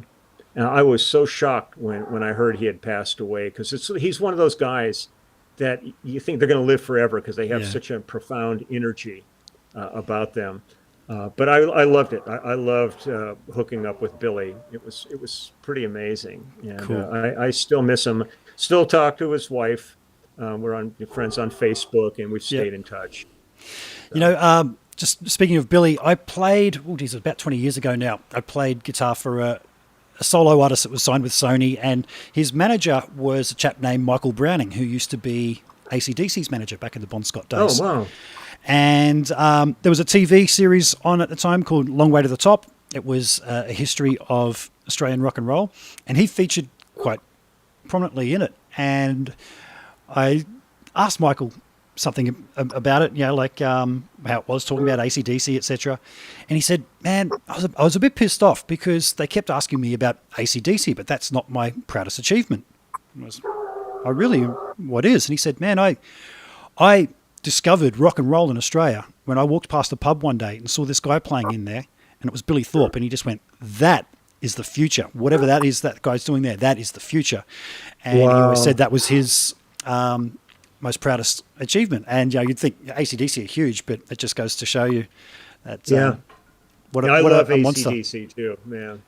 Man, those guys, man. old stuff with Bon. Man, what a singer! Jesus, give me a break and stuff. Yeah. I've always been a huge fan of those guys. Yeah. Folks, this is the last call for any questions for Leland as before we wrap things up. But just talking about AC/DC, that man, Australian rock and roll, there's definitely a sound, and I think Billy Thorpe was a big part of that. AC/DC, etc. I'm pretty proud to be an Australian when I think about some of those times. You should be. Yeah. You should be. It's Yeah. it's a magnificent country. I mean, and every time I've come there, I've always had just the best time, and then just great hangs with people there. And we some of our most enjoyable times with Phil Collins were there when we filmed Billy Don't Lose That Number. We did we did our Road Warrior segment outside of Perth, Oh, and really? then we did the western part of that thing, the like cowboy scene was outside of Sydney. I think it was places called like Australiana. It was like an old ghost town that they brought in all these old buildings and stuff. And we had such a great time, and we filmed out on a boat in Sydney Harbor. Last time I was there, I climbed the harbor bridge and did all that stuff. I really enjoy it. Is there a particular part of the world that when you go and you got to do a world tour that you go, yes, I get to go to so and so? Is there any particular standout cities? There's again, it's like talking about guitar players or drummers. There's so many. I love going to Australia, New Zealand. I've loved being all throughout Europe. I mean, because the thing is, the people are, when you're connecting with people through music, everything's great. I've been to Japan like 20 sometimes. I've been going there since 1970. I love going to Japan. On Phil Collins's first final farewell tour, we were going to places that we had never toured before, and that was his whole reason for doing it. So we were in the Middle East, we were up in Estonia and Latvia, and just seeing all those places in Bucharest and all these places. I just love it all. The opportunity that music gives you to see the world is pretty remarkable, and seeing it on those terms where it doesn't matter that if people don't speak the language, they're still in it, and just to connect with an audience, no matter where you are, is great. And then, and I'm not one of these people that sits in a hotel room. Wherever I am, I like to get out and explore the towns and see what they have to offer. And there's been many, and I've spent tons of time in France and in England, because I worked for many years with an artist named Véronique Sanson, who's kind of like the Joni Mitchell of France. And then with Phil, we would always be in England a lot, because we'd rehearse over there for like a month, and then we'd be gigging for a month over there. So all these places become like a second home. Man, what a profession to have done your entire life, to be touring the world, getting paid to tour the world and connecting with people, like you say. Should be illegal. Yeah, it should, shouldn't it? Now, Nick has got one last question, man. You owe us, Nick. I think you should, if you haven't already, order Leland's coffee table book.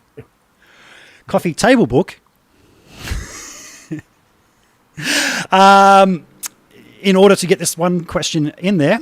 Yeah. Do you have a favorite published bass book that you would recommend to purchase? I had so much fun playing with your channel last night. Oh, great. Thank you. No, I think the last bass book I used was when I was still playing upright. I was using like the Samandel book. I mean, it was all the classical upright stuff. I know there's a lot of really good books on the market, but I've never really gone through them and checked them out. So I really can't make a recommendation. But between what's available online with all the amazing amount of tutorials online and the amount of stuff that's available in publishing, I would just dig through it all and find stuff that is meaningful for what you want to do, because they're all a little bit different too, depending on what you want to do as a player. If you want to be a studio musician, you have to read, but you don't have to be a reader to play rock and roll or anything else. So it really kind of depends what your aspirations are, where you would like to go with the business, how deeply you want to get into the technical side of things. Because some pretty fundamental players that don't have a lot of technical chops have been in bands that they've made millions of dollars and sold millions of records, and other people that are profoundly technical and stuff are, you know, still struggling. So it really kind of depends what you want out of this all. Now, you mentioned being able to read. Yeah. At least a chord chart to get you through things. Yeah, I'd say. But if you're doing movies and television and things like that, it's notation. You have to be able to read notation. Do it note perfect. Yeah. How about ear training? Now that's something anyone can learn to read from a teacher, but ear training is something that's a little bit different. How did you develop your ear? I think just listening to a lot of music. Yeah. I was fortunate that I grew up in a household where my parents had a pretty extensive record collection, and in all kinds of different styles. And I just listened to music all the time, and I really would kind of immerse myself in it. And again, I didn't dig into things deeply technically. I've really been more of a visceral kind of fly by your gut kind of player, where some people are incredibly analytical. I see videos of guys talking about, you know, they're playing and stuff, and they've got charts and all kinds of stuff that they're explaining. And I go, hell, I have no idea what they're talking about. You know, I just give me a song, let me kind of close my eyes, listen to that song, and see what the song wants from me. In terms of things like register, if it's a gentle ballad, you want to start high up on the neck and work your way into the song and things like that. I'm going to move my computer. I'm just looking, and I wasn't on power here, so I'm going to just walk us back to the room that didn't have quite as good a Wi-Fi, but hopefully we won't crap out here. But I just need to plug my. One sec.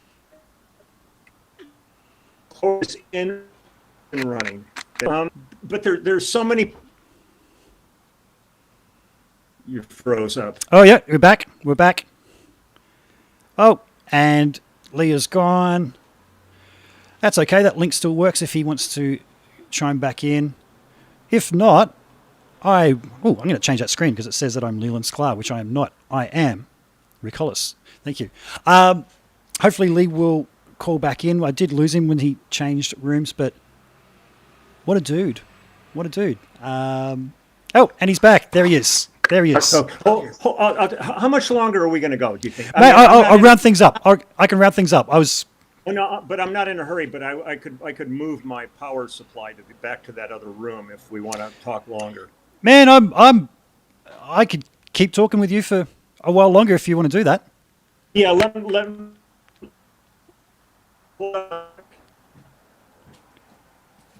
Okay. If I do lose you, just dial back in on that link. I'll go back to me. Yeah, that's what I just did because I lost you. But I've just got another power here, so I'm gonna go back to the area where I was and plug in.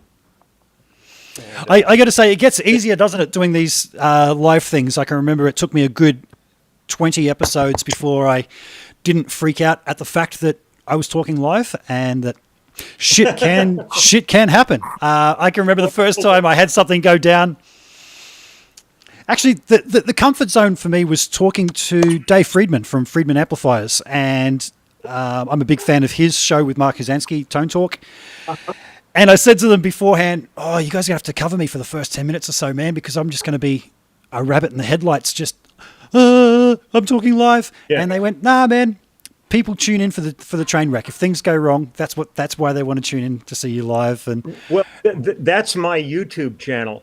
It's like I'm sitting there with a squeaky chair, and half the time I'm in the middle of a video, and all of a sudden a commercial comes on, even though I've gotten rid of, I thought I've gotten rid of commercials, and and everybody just keeps going, "No, we love it," because I don't prepare anything like you're doing.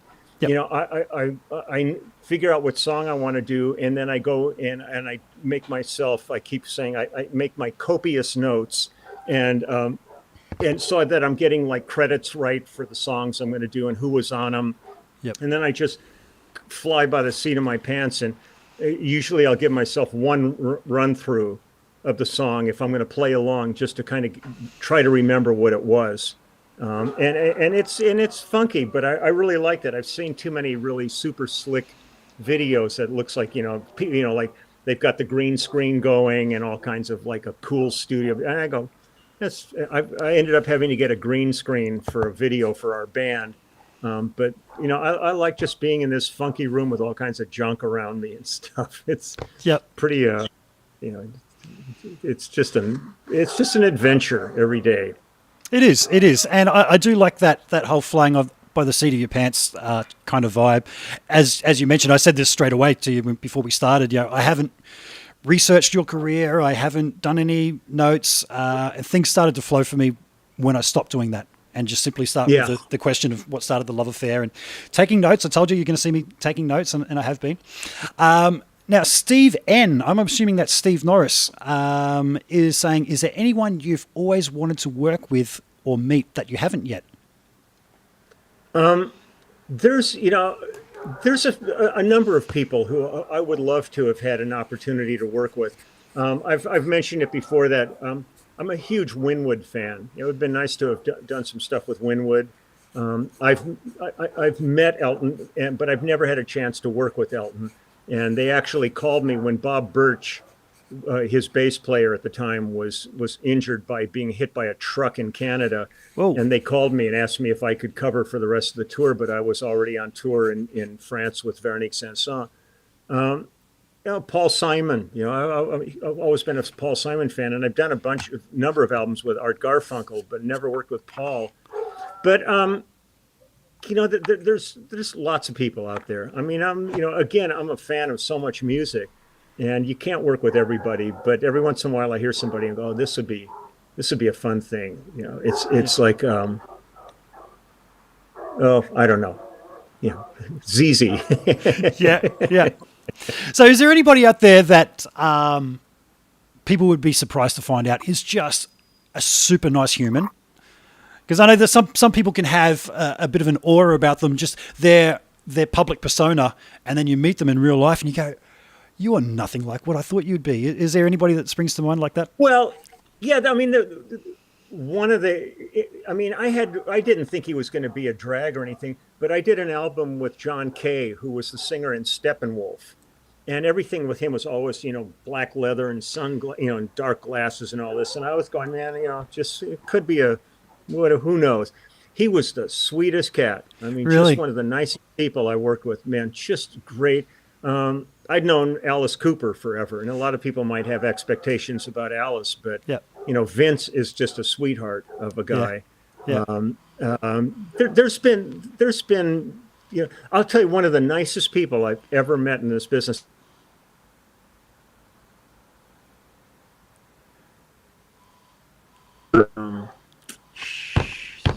Brain is just gone.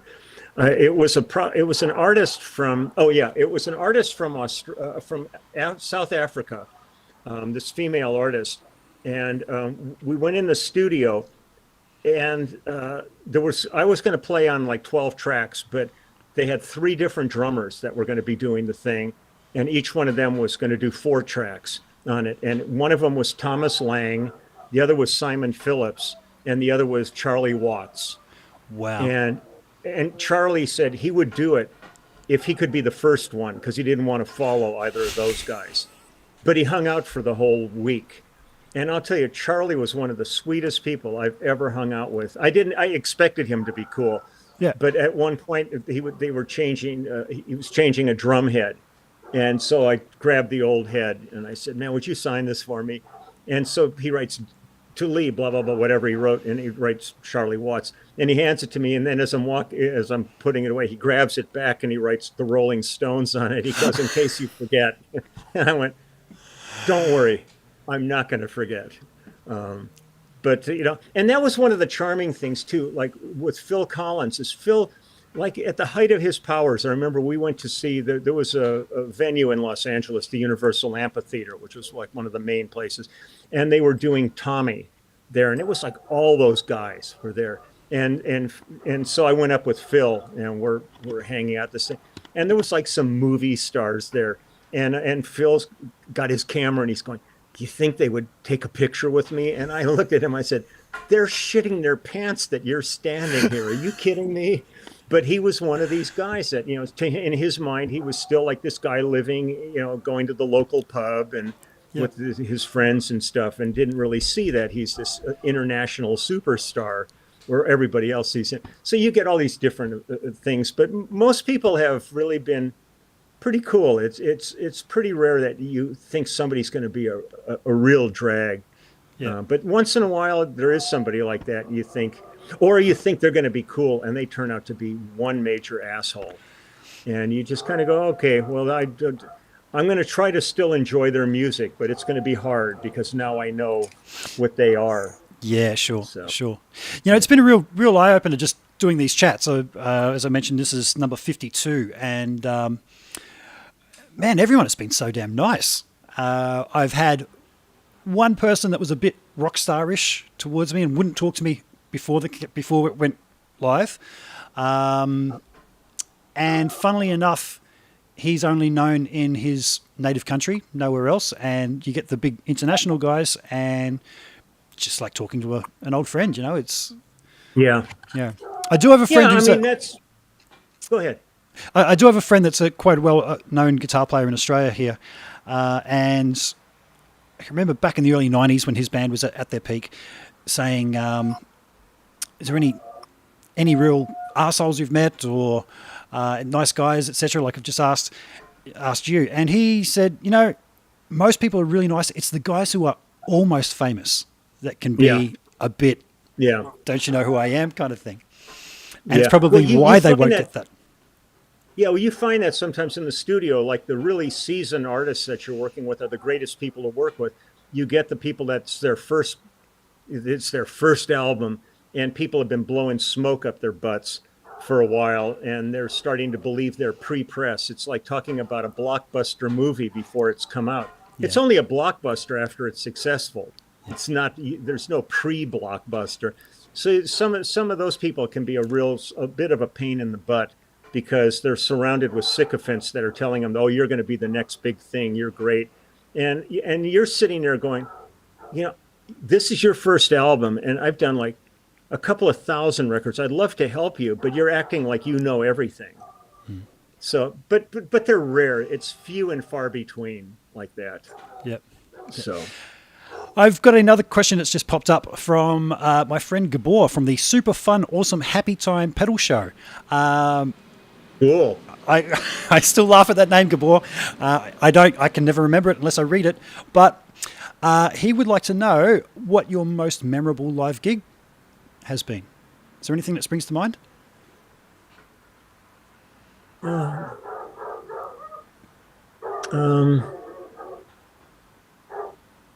God, it's so hard to say because there's been so many.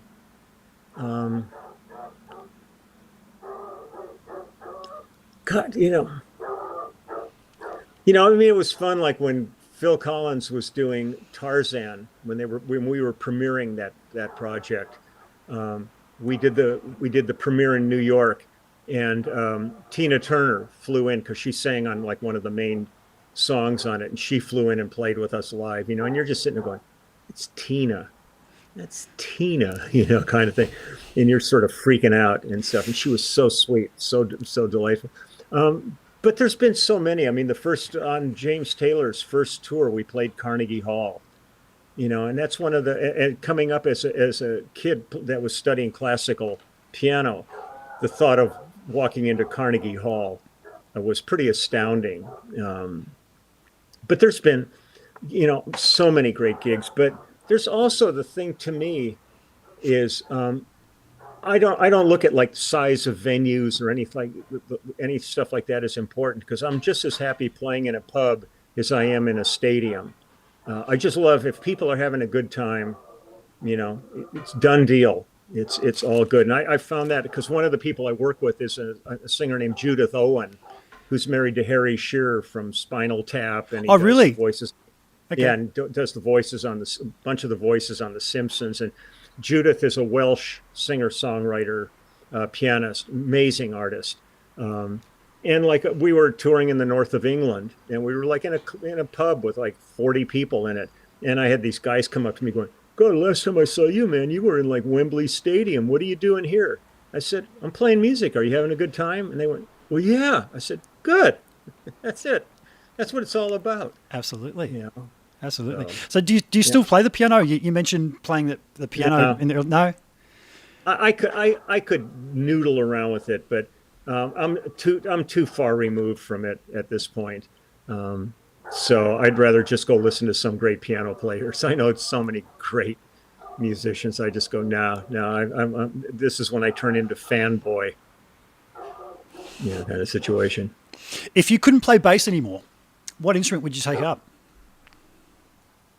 Um, if I couldn't play bass anymore, I'm not sure if I would play anything because I Really? have other interests. I have other interests because when I started with James Taylor, um, I was working as an artist. I mean, I was painting and illustrating. I thought I was going to be a technical illustrator, Oh, cool. and I love welding. I love sculpting. So if suddenly I couldn't do music anymore, I might just redirect my creative thing and just be a fan of music and go back into the arts again rather than starting up another instrument again. Okay.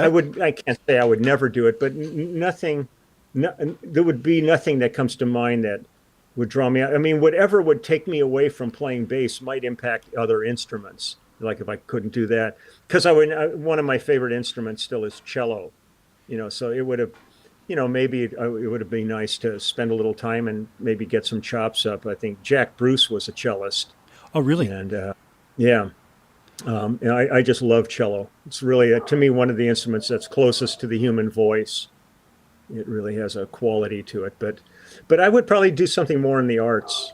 Yeah. Um, I did see in the comments earlier that somebody went and checked out your website when we mentioned the book, and they commented on your art, and I wasn't exactly sure what they were talking about, but so that's another big love, huh? well, I just went through a whole thing that was really interesting. I got contacted like about a week ago by somebody that sent a photograph, and they said, I'm not sure if these are you did these or not, but we have and it was two paintings that I had done in the late 60s that I gave to somebody to hold for me, and I haven't seen them in over 50 years. I never knew what happened to them, and I just picked them up the other day, and I've got them back, and it's blew my mind because it's suddenly I was back in college again and everything. And I have them over. I just delivered them today to the guy I did the book with, who's going to do a proper scan of them. And I've got 3 paintings up on my website, and then a bunch of illustrations I did. And I'm going to add these 2 paintings to that too. And we're doing like real high-end posters of them, but like almost museum quality, and they're limited edition, signed and numbered and stuff. So check them out though. It's really goofy stuff. It's quintessential 60s. Awesome, awesome. I guess when you're creative, it comes out any way it can. Yeah, I mean there was like there's so many people I know that have done multiple things, like even actors like Henry Fonda, the great actor. He painted like Andrew Wyeth. I mean, he was an exquisite painter. Kim Novak was a great painter. A lot of people that are in creative fields, they have multiple areas of expression, and it's fun. I always enjoyed it. I mean, it's just nice to. And the thing I loved about doing that stuff, it was incredibly singular. Where when you're doing music, you're dealing generally with a lot, other people on it. Where when I was welding, working in steel, my whole world was a light about that big, just the end of a torch, and had a hood on and everything. So different disciplines. So you mentioned welding. Am I right in thinking you're a bit of a hot rod enthusiast? Have I Yeah, seen pictures of you in the hot rod? Yeah. So that's where yeah, I could see people yelling out ZZ Top at you as you're cruising down the, oh the yeah, freeway in one of those, yeah? yeah. I mean, yeah, definitely those guys, especially Billy. Man, he's had some amazing cars. But yeah, I had a bunch of cars, and I got rid of almost everything just because I didn't have the time or really the finances to do that. Because I'm still, at the end of the day, I'm a sideman. I'm not the artist. So you're working on a different level than those people. But I have a 1923 Ford T-Bucket, but it weighs about the same as a smart car, and it has 1,000 horsepower. So, so it's a ride and a half. But I was just remembering when I was a number of years ago when I was in Australia, I met a guy named Ken Warby, and Ken Warby at that time held the world speed record for jet-powered boats, and I hooked up with him, and he and his daughter were campaigning jet dragsters in Australia, and went out to the drags with them, and they opened up the back of their truck, and there's this 2 cars with jet engines sticking out. Wow. Of the back. It was bitching, man. It was great, man. Lee, I'm going to say thank you so much for your time, mate. We've gone for 2 hours now. I'm sure you've got things to do, places to be, etc. And man, I was really surprised when I messaged you that you said sure. No, well, none of the. If you want to do it again down the pike, give me a shout. I'd love to, man. I'd love to because I find it very easy to just talk to people unplanned, as we said, and yeah. I'm hoping it wasn't too much of an issue getting you into the link I sent you. All worked fine. Oh no, it all worked. The biggest drag for me is just that room where I do most of the stuff. When I do my live stream, I go downstairs to where the modem is, and I go in with an Ethernet, so I don't have to deal with crap. But the room where I do my videos in there, it can get a little bit wonky back there, so that's why I moved up here. It's a little bit closer, about halfway there. So. Awesome. It's all good. It's all been good. fantastic chatting to you, and I am going to take you up on that. I'll hit you up again in the near future for another coffee. As I say, it's never a bad day when I get to sit and talk with musicians from around the world.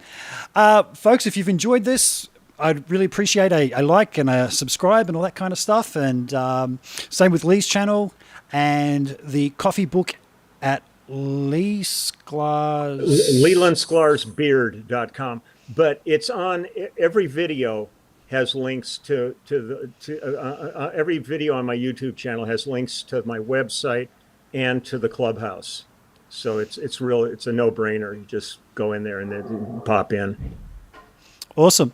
Now, I'd feel really out of place doing this with anybody else, but I just want to say, Leland Sklar, I salute you. Thank you. Goodbye.